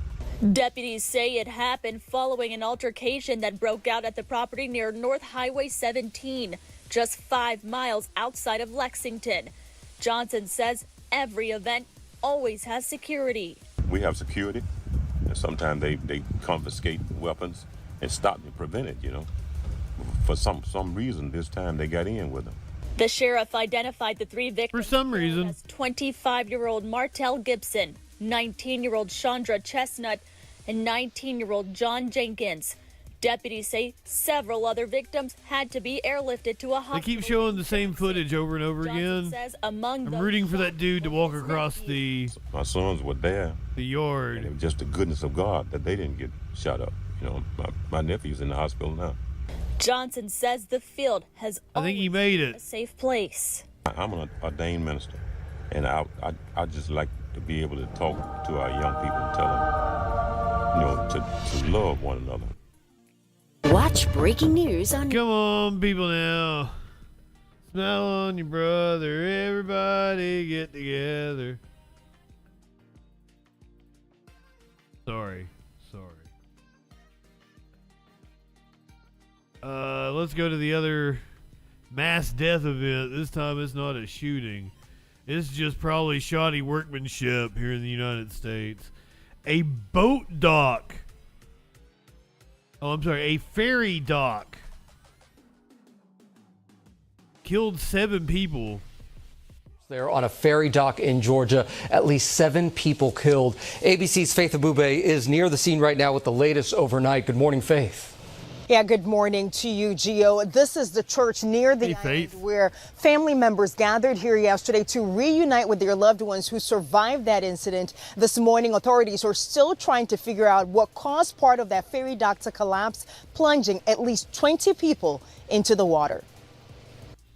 It's going to be at the Sapelo Ferry dock, Sapelo Ferry. This morning, at least 7 people dead after part of a dock for ferries collapses in Georgia. We realized that we had possibly 20 people or more that had went into the water because of the collapse of this gangway. It happened just before 4 Saturday afternoon at the Marsh Landing Dock on Sapelo Island, 60 miles south of Savannah. But as of now, we have recovered 7 victims that lost their lives because of this incident. Among the dead, a chaplain for the State Department of Natural Resources, which operates the dock and the ferries that shuttle people between the island and mainland. Crowds had gathered for a fall celebration by the island's community of slave descendants when the gangway collapsed. Emergency crews using boats equipped with sonar and helicopters to attempt to rescue people who fell into the water.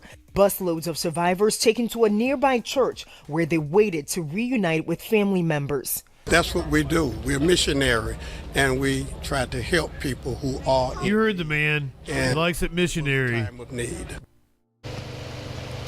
And Janae, President Biden released a statement saying he and the First Lady are heartbroken that. This is Faith Abube. I might give her an Abube slap. A titty slap! Come on now. I'm horrible. Cancel me. Cancel me. Cancel Justin. What was supposed to be a joyous day, a celebration of Gullah Geechee culture turned into tragedy. He is following all the developments out of this. In the meantime, though, there will be a team of engineers back at the dock today investigating exactly what caused this failure. Janae. It is devastating that so many people went from celebrating, as you said, Faith, to now mourning this morning. Thank you so much for your reporting. Thank you, Faith. Faith Abube, everybody. We're going to Colorado, where Aurora PD apparently shot a man. Because that's what the cops do. That's just what the cops do nowadays. They shoot people.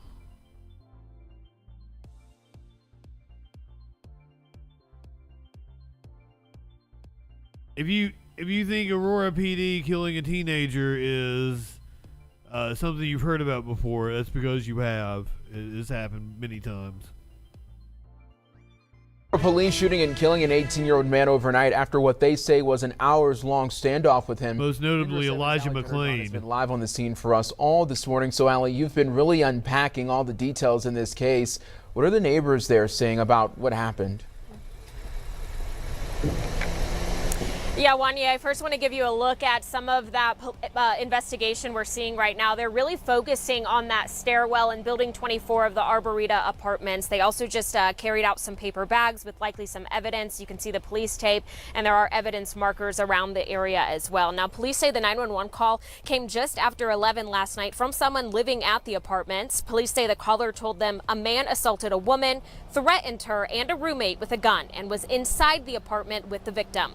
Aurora police and a member of the hostage negotiation team were able to get the victim away safely. Then around 1 this morning, police say the suspect showed up in a doorway and fired multiple gunshots at officers. One officer shot back and did hit the suspect. The suspect, an Aurora man, was taken to the hospital where he later died. One resident was checking out the scene this morning. She tells me she moved here a little over a month ago and it's always felt safe, but her dog's loud noises through the night told her something wasn't right.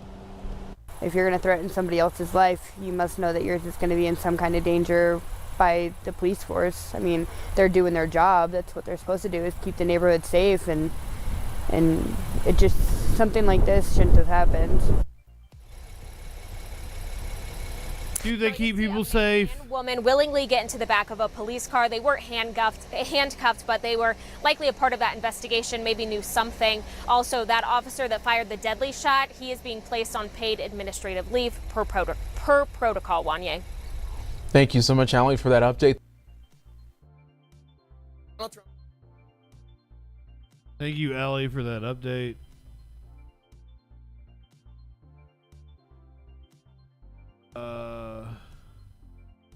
There was a fatal police-involved shooting in Burlington County, Pennsylvania. This happened in Burlington County, Pennsylvania. We got some wild video, I believe.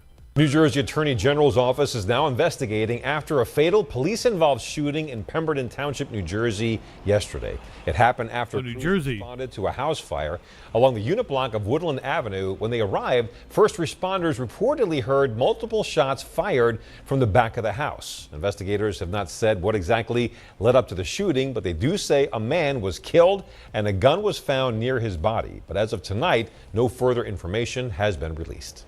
So they were responding to a fire, show up, there's shots fired, and we know a body has been found.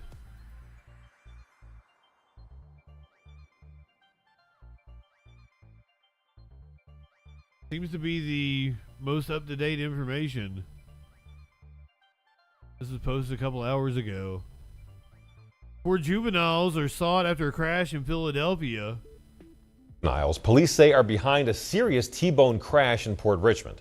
Investigators say the driver was speeding red light before crashing into another vehicle along with multiple parked cars. Video revealing the terrifying moment of impact. Action News reporter Brianna Gallagher joins us live from Port Richmond. We're watching that more. Driver red light before crashing into a crash in Port Richmond. Investigators say the driver was speeding and ran a red light before crashing into another vehicle along with multiple parked cars. Video revealing the terrifying moment of impact. Action News reporter Brianna Gallagher joins us live from Port Richmond. And Brianna, one driver critically wounded. Yes, Walter, and that driver is still in the hospital tonight, but the aftermath of this crash is still very good evening. The street. Okay, like pickup truck came. So who was that? DJ Dub say that? Okay, yeah, that was one of the things that I thought when responding to a house fire. You hear loud pops at the back of the house. I would think something exploded. That would be my first thought process, and not a gun. So you are right. I probably should not be quick to take the police at their word, because the police will lie. If they shot an innocent man, they might very well plant a gun on him to cover it up, especially in New Jersey. To arrest right here. You can see there are still scratch marks, scrapes along this side of this building here where it was pinned up against, and a lot of debris is still taking over the sidewalk. There are car parts, lights, shattered glass, but this is also where 5 to 7 cars were parked and were pushed back because of the force of this crash.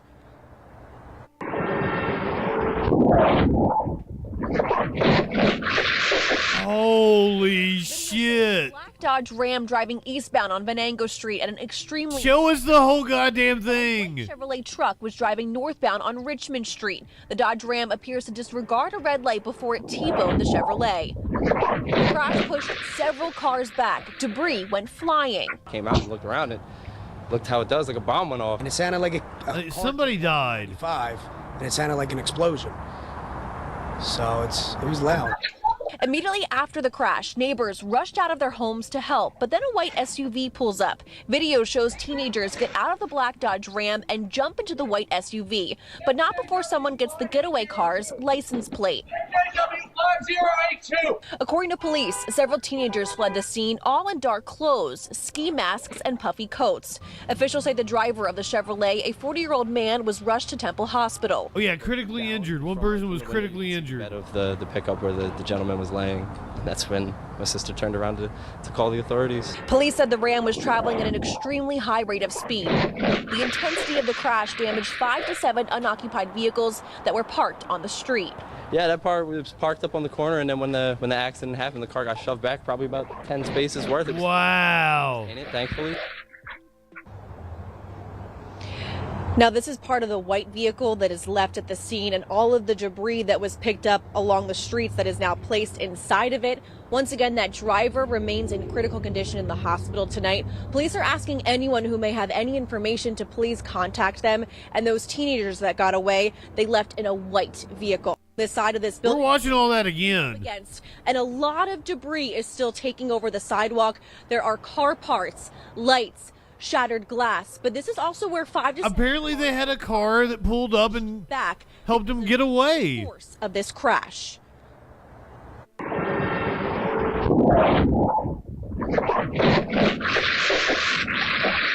Video shows a black Dodge Ram driving eastbound on Venango Street at an extremely high rate of speed, while a white Chevrolet truck was driving northbound on Richmond Street. It's the Ram that ran the red light. Disregard a red light before it T-boned the Chevrolet. The crash pushed several cars back. Debris went flying. Came out and looked around it. Looked how it does, like a bomb went off. And it sounded like a car drove off of 95, and it sounded like an explosion. So it was loud. Immediately after the crash, neighbors rushed out of their homes to help, but then a white SUV pulls up. Video shows teenagers get out of the black Dodge Ram and jump into the white SUV, but not before someone gets the getaway car's license plate. According to police, several teenagers fled the scene, all in dark clothes, ski masks, and puffy coats. Officials say the driver of the Chevrolet, a 40-year-old man, was rushed to Temple Hospital. Looked down right from the window, you could see the bed of the pickup where the gentleman was laying. That's when my sister turned around to call the authorities. Police said the Ram was traveling at an extremely high rate of speed. The intensity of the crash damaged 5 to 7 unoccupied vehicles that were parked on the street. Yeah, that part was parked up on the corner, and then when the accident happened, the car got shoved back probably about 10 spaces worth. It was fully in park. Nobody was in it, thankfully. Now, this is part of the white vehicle that is left at the scene, and all of the debris that was picked up along the streets that is now placed inside of it. What I'm not understanding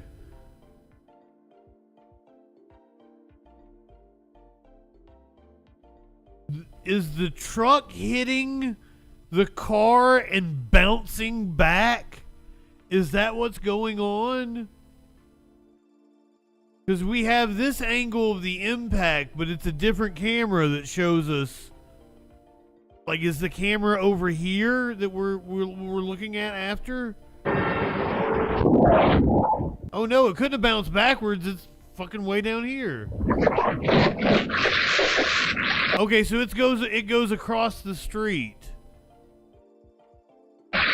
Video shows a black Dodge Ram driving eastbound on Venango Street at an extremely high rate of speed, while a white it spun around. Okay, that's what had me confused. To disregard a red light before it T-boned the Chevrolet. The crash pushed several cars back. Debris went flying. Came out and looked around it.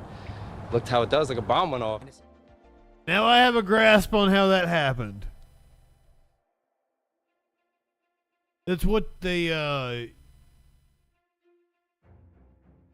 when you're doing a movie, there's like an imaginary line, you don't break the plane, because if you do, it's like jarring to the viewer. That's what happened to us there. It flipped around to a different angle.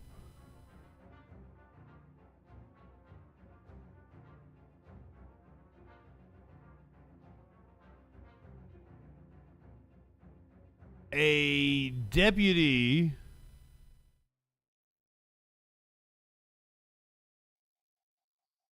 in Florida is apparently in critical condition after his vehicle submerged in water. Tonight, a Pasco County Sheriff's deputy is in critical condition. The sheriff's office says the deputy and a member of the Dade City Police Department were near Dixie Avenue to monitor flooding when their vehicle overturned in the water. Oh, wow. An employee got out, but the deputy was trapped inside. Local citizens and the police employee eventually freed that deputy. Again, that deputy is in critical condition tonight. Gee. Developing tonight.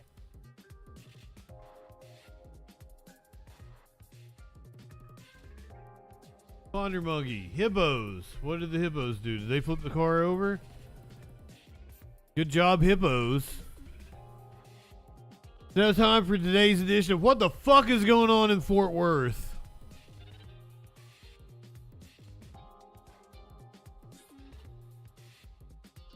Let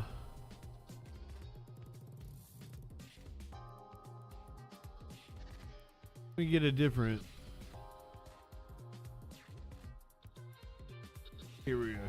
We're going to Fox Fort Worth. I don't know that they were driving through floodwater. Maybe it like came up on them real fast because they've been having a real problem with flooding. The The Fort Worth police officer arrested for a road rage incident while off duty has now been fired. Fort Worth's police chief said Martin used unjustified force when he shot a driver he said struck his car, drove off, and later tried to ram his car as he chased the driver. Martin had already been arrested for aggravated assault with a deadly weapon over the incident. Fox 4's Peyton Yeager live in Fort Worth with reaction to the firing. Peyton. Blake, and after 19 years with the Fort Worth Police Department, Officer William Martin has been fired. This comes after an administrative investigation. Oh, Billy. In a press release earlier today, Fort Worth Police Chief Neil Noakes said, quote, "The Fort Worth Police Department will hold officers accountable for wrongdoing." Friday, the Fort Worth Police Department announced Officer William Martin has been fired after using unjustified force in an off-duty shooting last month. On September 3rd, Martin called 911 to report a Ford F-150 pickup truck hit his Honda near I-35W in Morningside Drive and then took off.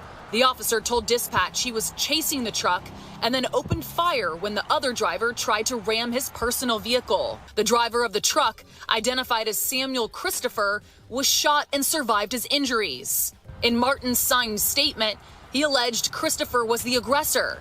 Martin How the fuck? his innocence, insisting Christopher struck his vehicle and then threatened the lives. Shoot somebody and then claim they were the aggressor. However, Christopher claimed he wasn't aware he collided with Martin's vehicle. Christopher also told police Martin was following him and he didn't realize Martin was a police officer. Christopher's attorneys spoke to reporters on September 24th, shortly after Martin was arrested and charged with aggravated assault with a deadly weapon. Mr. Christopher remained in his vehicle while Officer Martin continued toward his pickup truck from Mr. Christopher's left side. Fearing for his life, Mr. Christopher turned his vehicle to the right to drive away from Officer Martin. It was then that Officer Martin opened fire. Martin, a 19-year veteran with Fort Worth Police, does have a disciplinary history. Quicker that they could solve an issue, the better. That's Bob Ray Sanders' reaction Friday to the firing of Officer What's up, Bob Ray? Sanders, a former co-chair of Fort Worth's Race and Culture Task Force. There are people who thought that he should have been fired years ago, and certainly after this incident, fired immediately. In 2016, Martin was suspended for excessive force during the controversial arrest of Jacqueline Craig and her daughter. Video showed him throwing the women to the ground. Oh, wait, whoa! Women were later dropped.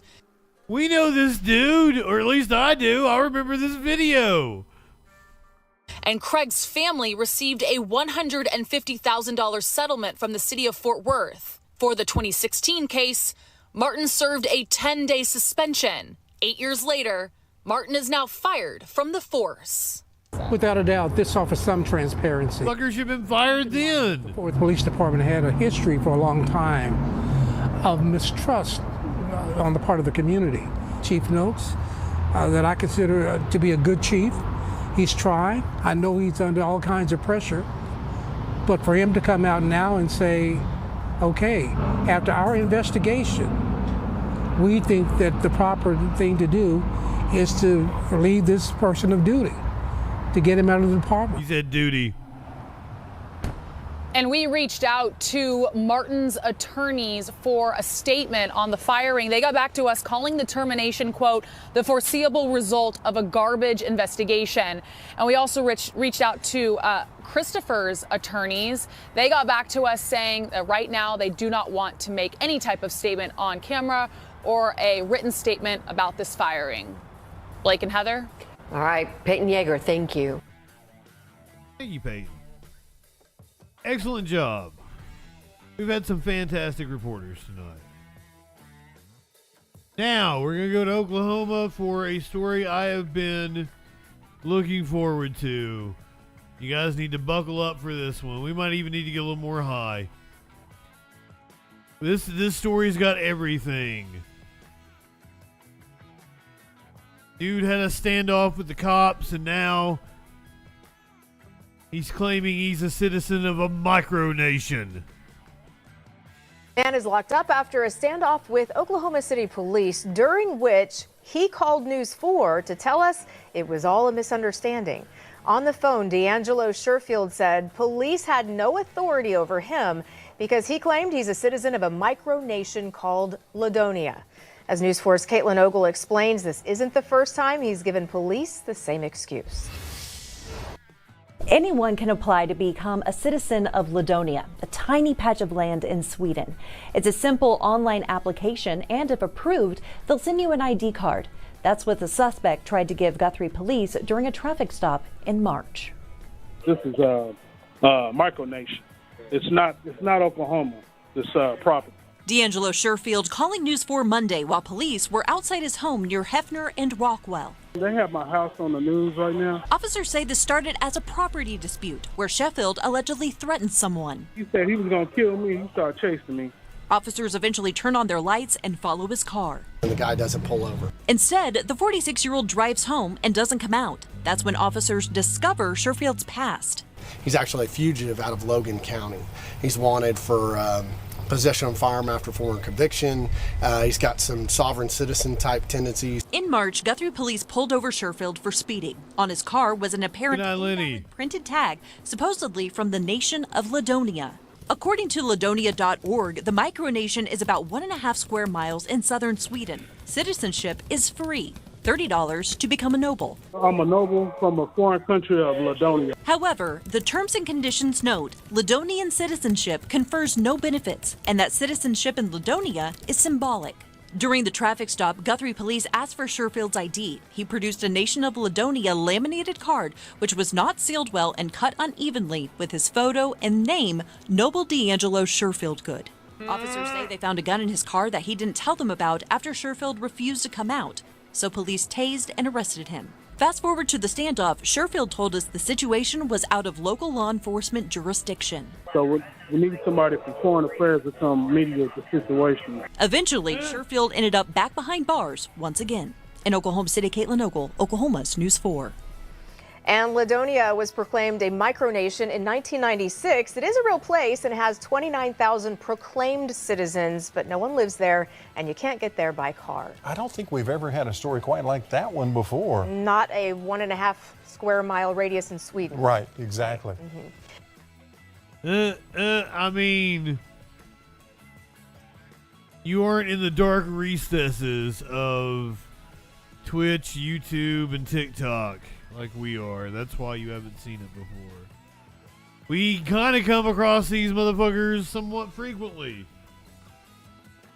Frequently enough that just as soon as I heard the details of the supposed third Trump assassin, I knew exactly what was going on and said it wasn't an assassination. I called it.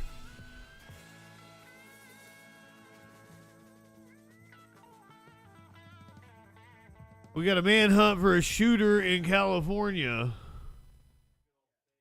Developing tonight, a man shot in his car in South El Monte. It happened this afternoon at Fern and Merced. Police say there were 4 people inside that car. Only one of them was injured. He was taken to a hospital with gunshot wounds to his arm. The suspect is still on the loose. Well, a serial sexual. Okay. This one is wild. I don't know what to think about this story. You might want to reserve judgment for what is going on. A family says that their boy was kidnapped after their car was towed with him inside.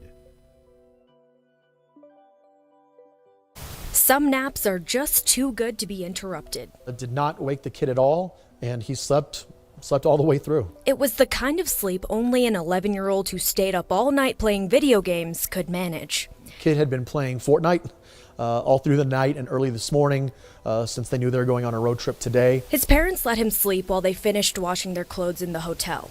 Cozied up in the back of this car. Yes, that one. The one that's attached to the back of that tow truck. When we arrived, there was a mother who was screaming that her son had been taken. Immediately, out of abundance of caution, we treated it as a kidnapping. What they thought was a kidnapping was actually a kid napping. Probably just looked like a shadow back there. The child was wearing all black clothing and was sleeping in the back seat with a big black blanket over him as well.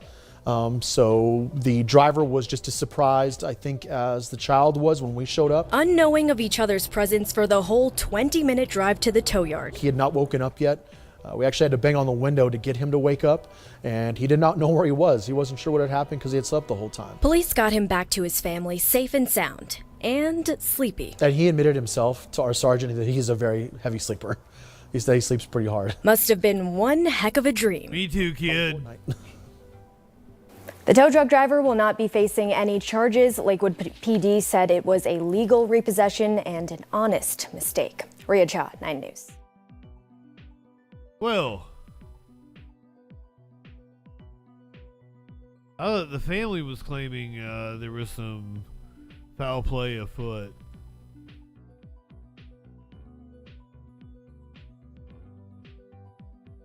All right.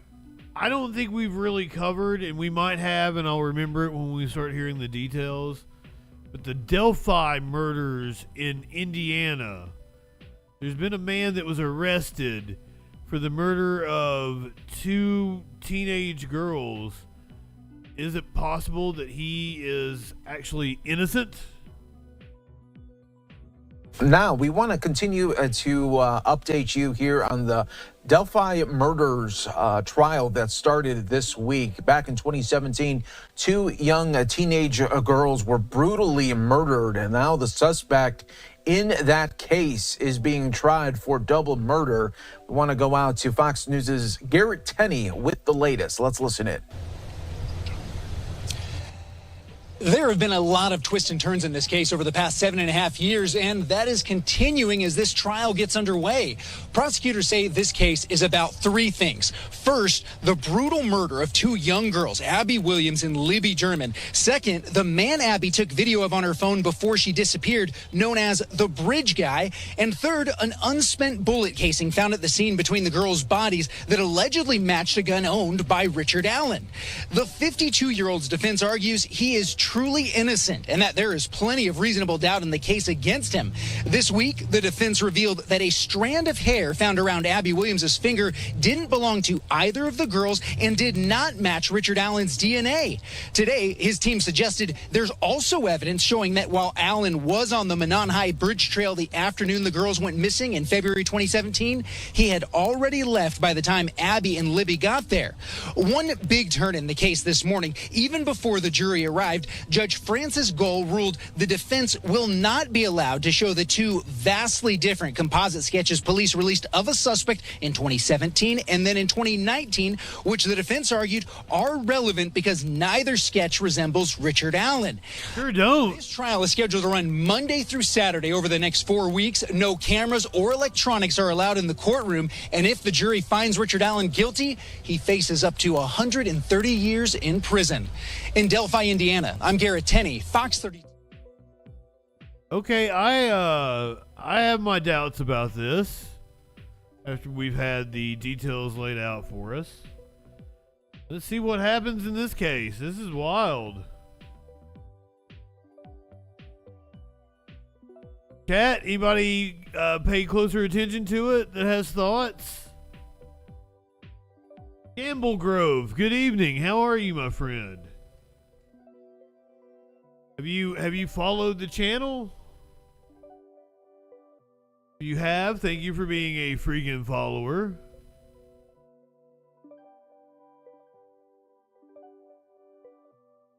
My friend, Canada is going to be communist real soon. How do you figure? Do you know, first of all, do you know what communism means? What do you think Justin Trudeau, the hardcore neoliberal, is a communist?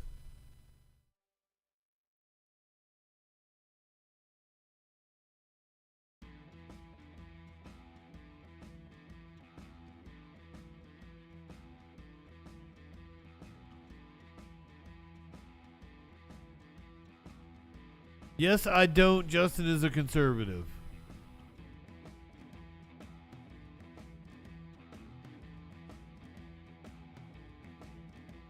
I'm still confused. Good night, Torchy. Anyway. We've got video of some wild string of burglaries that took place in Philadelphia.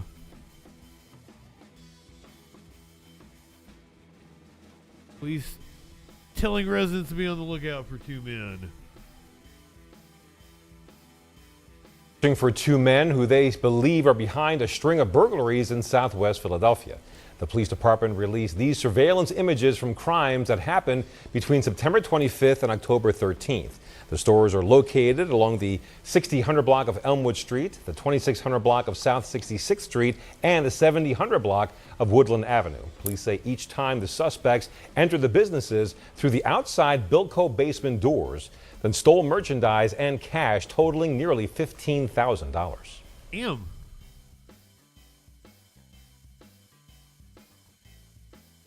They'll rob small businesses, though. They don't deserve it.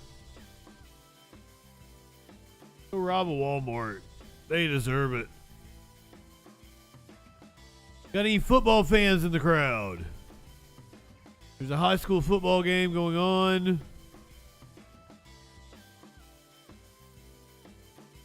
In California, Torrance. An out-of-control car goes airborne while a football game is going on. We have insane video.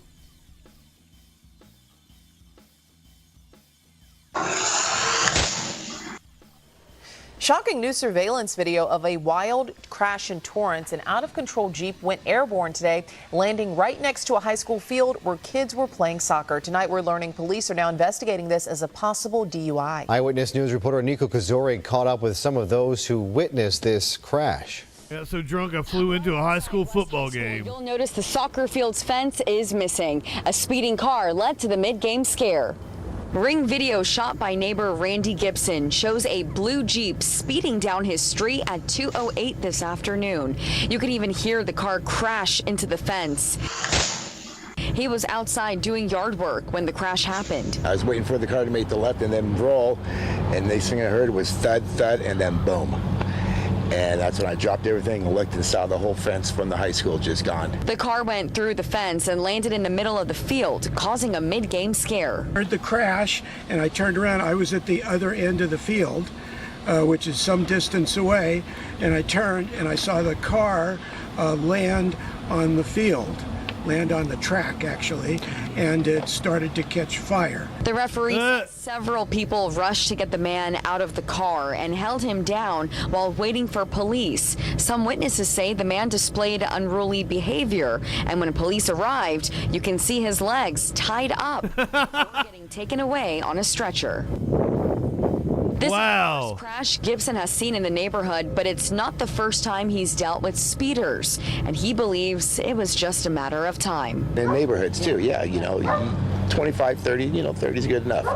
But people just nowadays seem to drive fast in neighborhoods. About 15 minutes before the crash, the same driver was some punk-ass kid as a reckless driver in Hermosa Beach.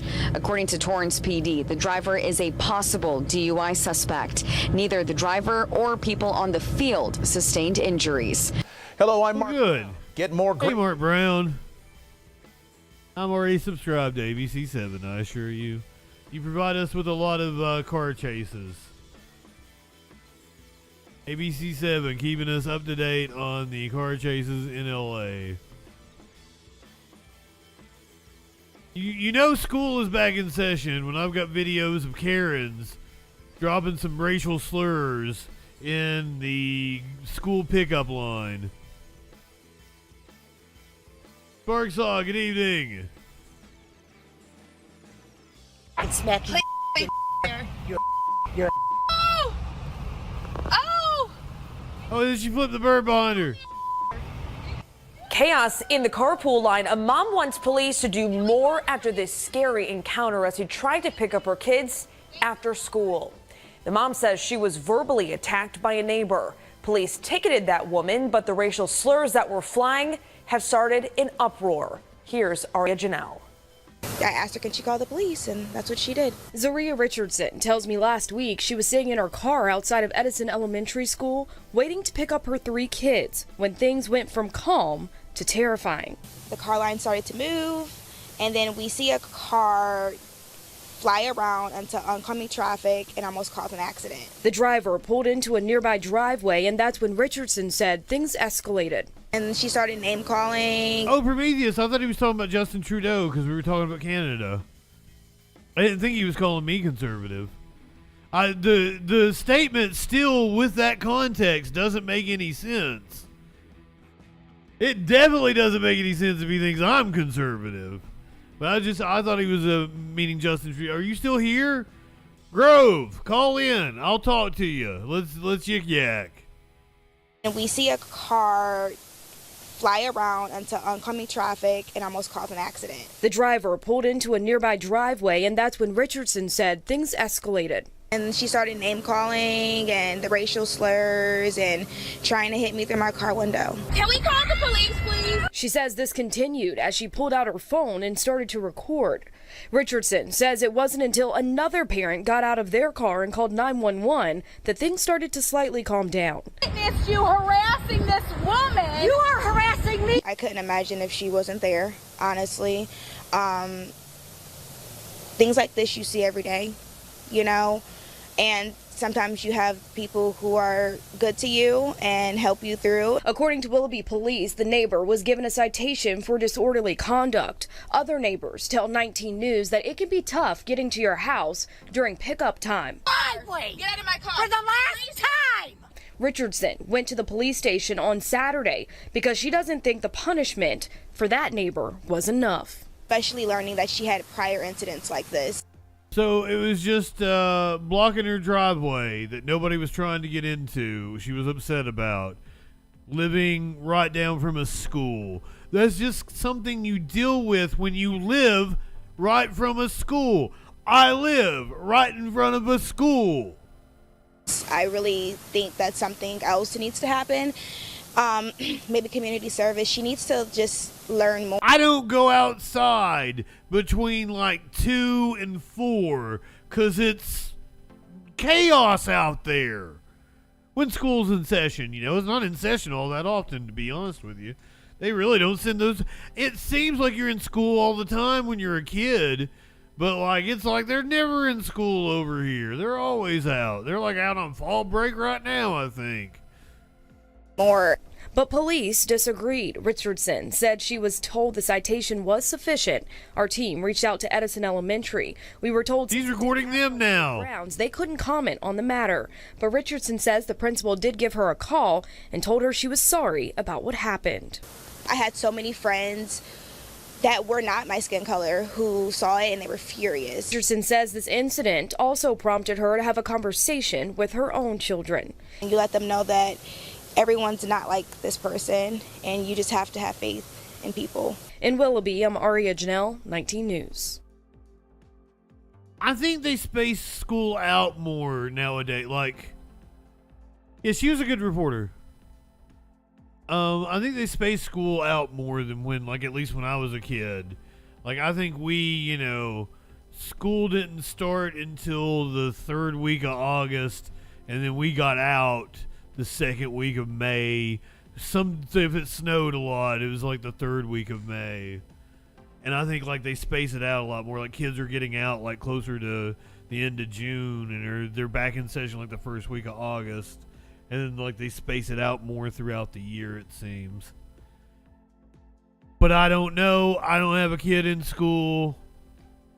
But that's it. Yeah, I feel like they've shaved it. Like summer breaks like a month and a half, 2 months now, and then like the year is spaced out more, and they've got more, and that's probably better for them, to be honest. And like it seems like a lot of studies say like they probably shouldn't be in school 8 hours. It's like a fucking daycare. The kids learn better when they, start at 10 or 11 and go until 2 or 3. And it's not so stressful.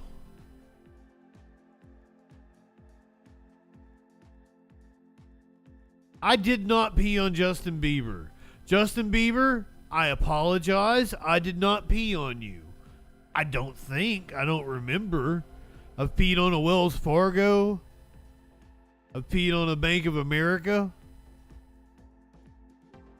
I've peed on a U.S. bank. I've peed on a BB&T.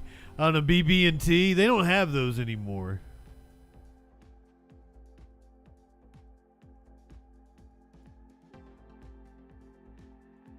Usher muffins. Bieber peed on Holiday. Holiday, did I tell you good evening?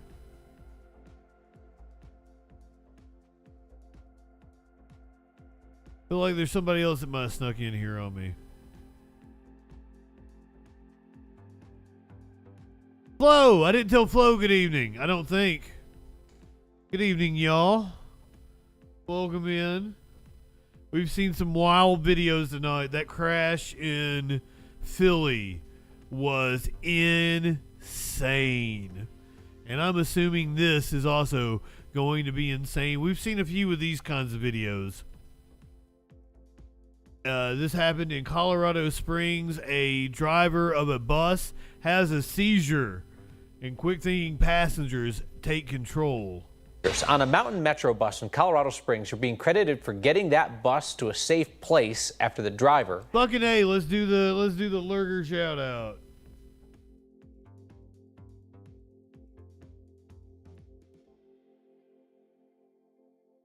Oregon gal has been lurking tonight. Gets a shout out.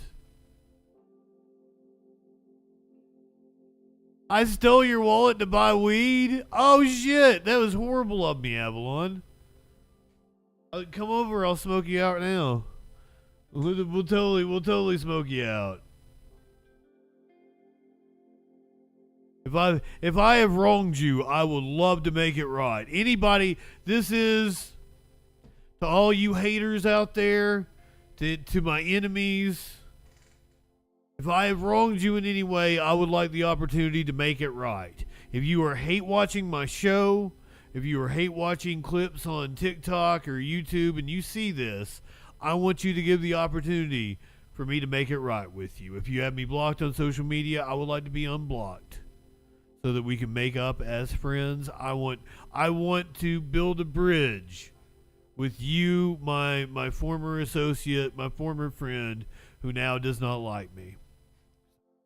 If I've wronged you, Prometheus, you just tell me what I can do to make it right, and I will accomplish that. On a mountain metro bus in Colorado Springs, you're being credited for getting that happen to a safe place after the driver had a seizure. It was caught on camera earlier this week. I am on number 1 Southbound Academy. Your bus driver is having a seizure. You see that passenger jump up to check out the situation. Second passenger runs past him to get into the driver's seat, grabs the wheel, radios dispatch for help. Sadly, the driver died after that seizure. The bus did not crash. They got it safely to a stop. Mountain Metro says in all the commotion, it doesn't know who these helpers were. They'd like to find them.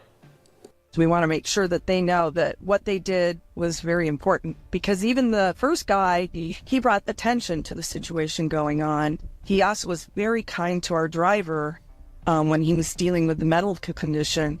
And we just want to say thank you. Free bus rides for life, bitches. Give the man what is rightfully his.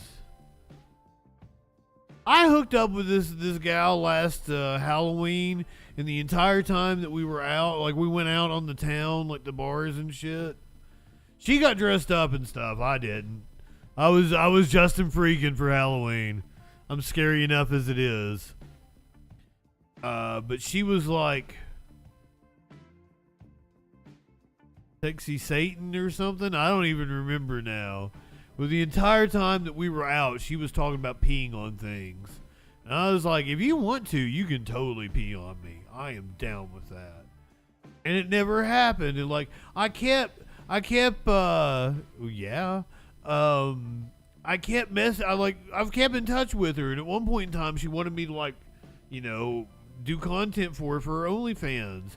I was like, absolutely. Like, you just come pick me up. I'll spend the weekend with you. We'll make content, blah, blah, blah. We'll make a whole deal out of it. It doesn't hurt to try, indeed. But like, I never got to get peed on by her.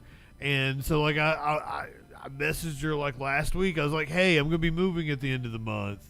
If you were still interested, you want to come hang out. Never heard back from her.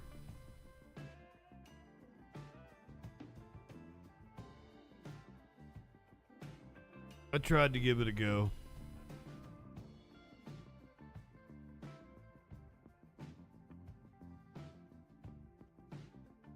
Got anybody that's excited for Comic-Con?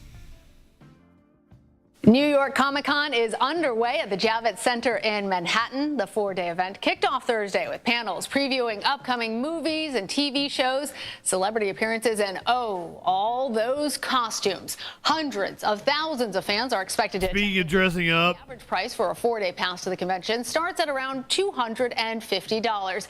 And for an inside look at the event, we want to go inside the event and talk to Fallon Principali. She is the marketing director for New York Comic-Con. So, hey, Fallon. What have been some of the highlights so far? Well, it's been amazing so far. We're on day 2, and we have Elizabeth Olsen here with us, Paul Bettany. So if you're a fan of WandaVision, you can meet them. But as you can see behind me, there's so much cosplay, and the energy is just buzzing. I love all the energy. Talk to us about what some of the biggest movie and TV trailers are dropping at New York Comic-Con this year, because that's a big part of what people look forward to. Yeah, it's huge. So we actually tonight have AMC The Walking Dead with us. We also have Sony Pictures. The Walking Dead, is it still going? We have Blumhouse is with us for all of our horror fans. And there's a lot of news and excitement that comes out of the show this year. So I'm excited to see what surprises they have in store for our fans. All right. Well, I also know that somebody who's been spotted on the convention floor is SpongeBob SquarePants. He's celebrating his 25th birthday at Comic-Con this year. But 25? SpongeBob has been around for 25 years? Are you shitting me? Way to make me feel old. Seriously? Well, they actually built a Krabby Patty, the store on the show floor, so you can go into his Pineapple House and see him there. You can play games, interact with him. He was actually on the show floor meeting fans earlier today, which was really exciting. Oh my gosh, you can go inside the Pineapple House. That is huge for anybody who It came out when I was like an adult. Real quick, is this the best one? Is this the best Comic-Con that you've ever seen? And if so, what costume has Bugs, good evening. Oh man, there's been so much Beetlejuice cosplay, which has been really fun to see with the new movie that just came out. Michael Keaton touched on that on SNL last night. 1,000 people here with us this weekend. So it's just nice to see everyone embracing their inner nerd. And really the sense of community is what's so important for our fans who are here with us this weekend. Well, you know, I'm always willing to celebrate us nerds. Fallon Principali, thank you. Us nerds. Nerd.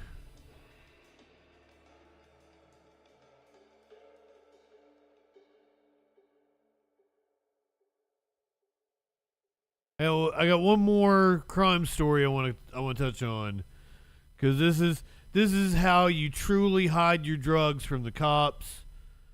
10 out of 10, no notes. Police discovered drugs and bag labeled definitely not a bag full of drugs.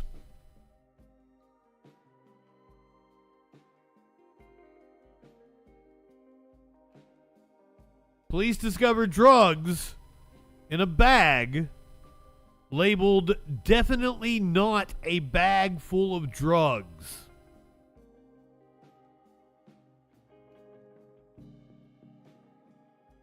The stash was discovered in Portland, Oregon when officers stopped a driver and passenger inside an allegedly stolen car. Posting about the incident on X, Portland Police Bureau said scales, cash, and a loaded gun were also found. Pictured along with the items recovered from the vehicle was a small brown makeup bag with the words, "Definitely not a bag full of drugs," written on the front.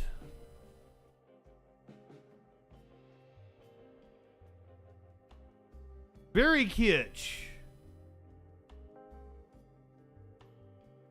So it was a makeup bag. You're not actually supposed to put the drugs in the bag. That's why it's funny.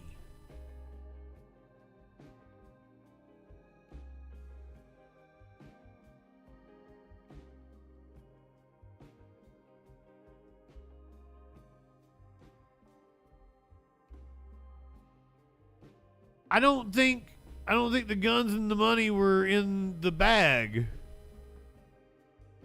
That's a bag for tampons.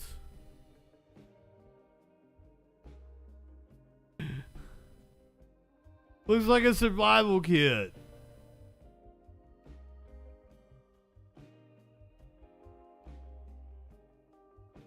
I feel like I got a check from my grandmother one time that said, "Don't use this for weed."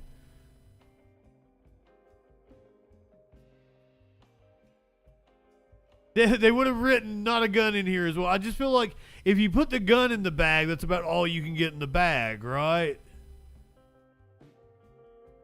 Because the gun is about the size of the bag. Maybe you can put a few, I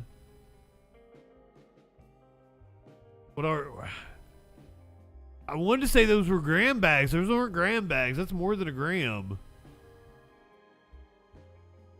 I feel like the drugs were in the bag. Everything else was around the bag. We're just getting pedantic about it now, guys. Jesus. Sorry, I found that as I was scrolling down to get you your animal video. If you're watching on Twitch, I'm going to at least keep you company until the top of the hour. We'll play some music and shit and hang out and get more high. If you're watching on YouTube and the podcast and all that good stuff, this is your animal video as we're gonna sign off. We're going to do some congressional debates tomorrow night. Don't ask me who. I don't want to read the list again. We got Senate debates on, was it Wednesday? We got congressional debates on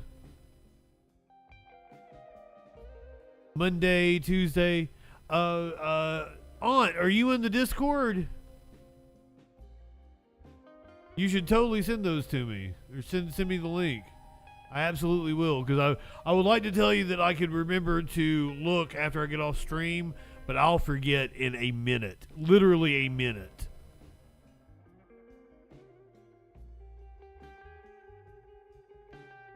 Some people say that. Like, I didn't get it at first. It is weird, like, looking at the interface, but then, like, oh, it's just kind of like it's like a message board. That poor stupid dog.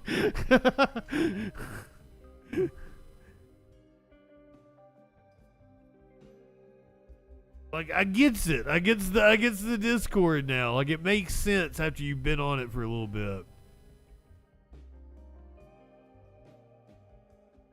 It's so cute. You leave that baby alone.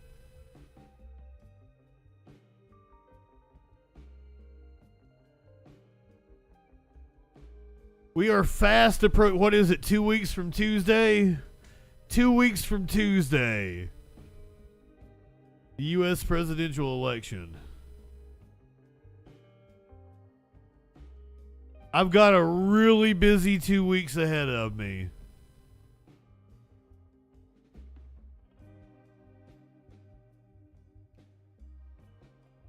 Once again, I am moving. You might have noticed there have been no cats. There was no Smokey jumped in my lap. There's no Maynard or socks on the back of the couch, unfortunately. It was the saddest morning I've ever had. Waking up without my cat sleeping on me. Holy shit. You don't know how heartbreaking it is. A whole week until I'm reunited with my babies.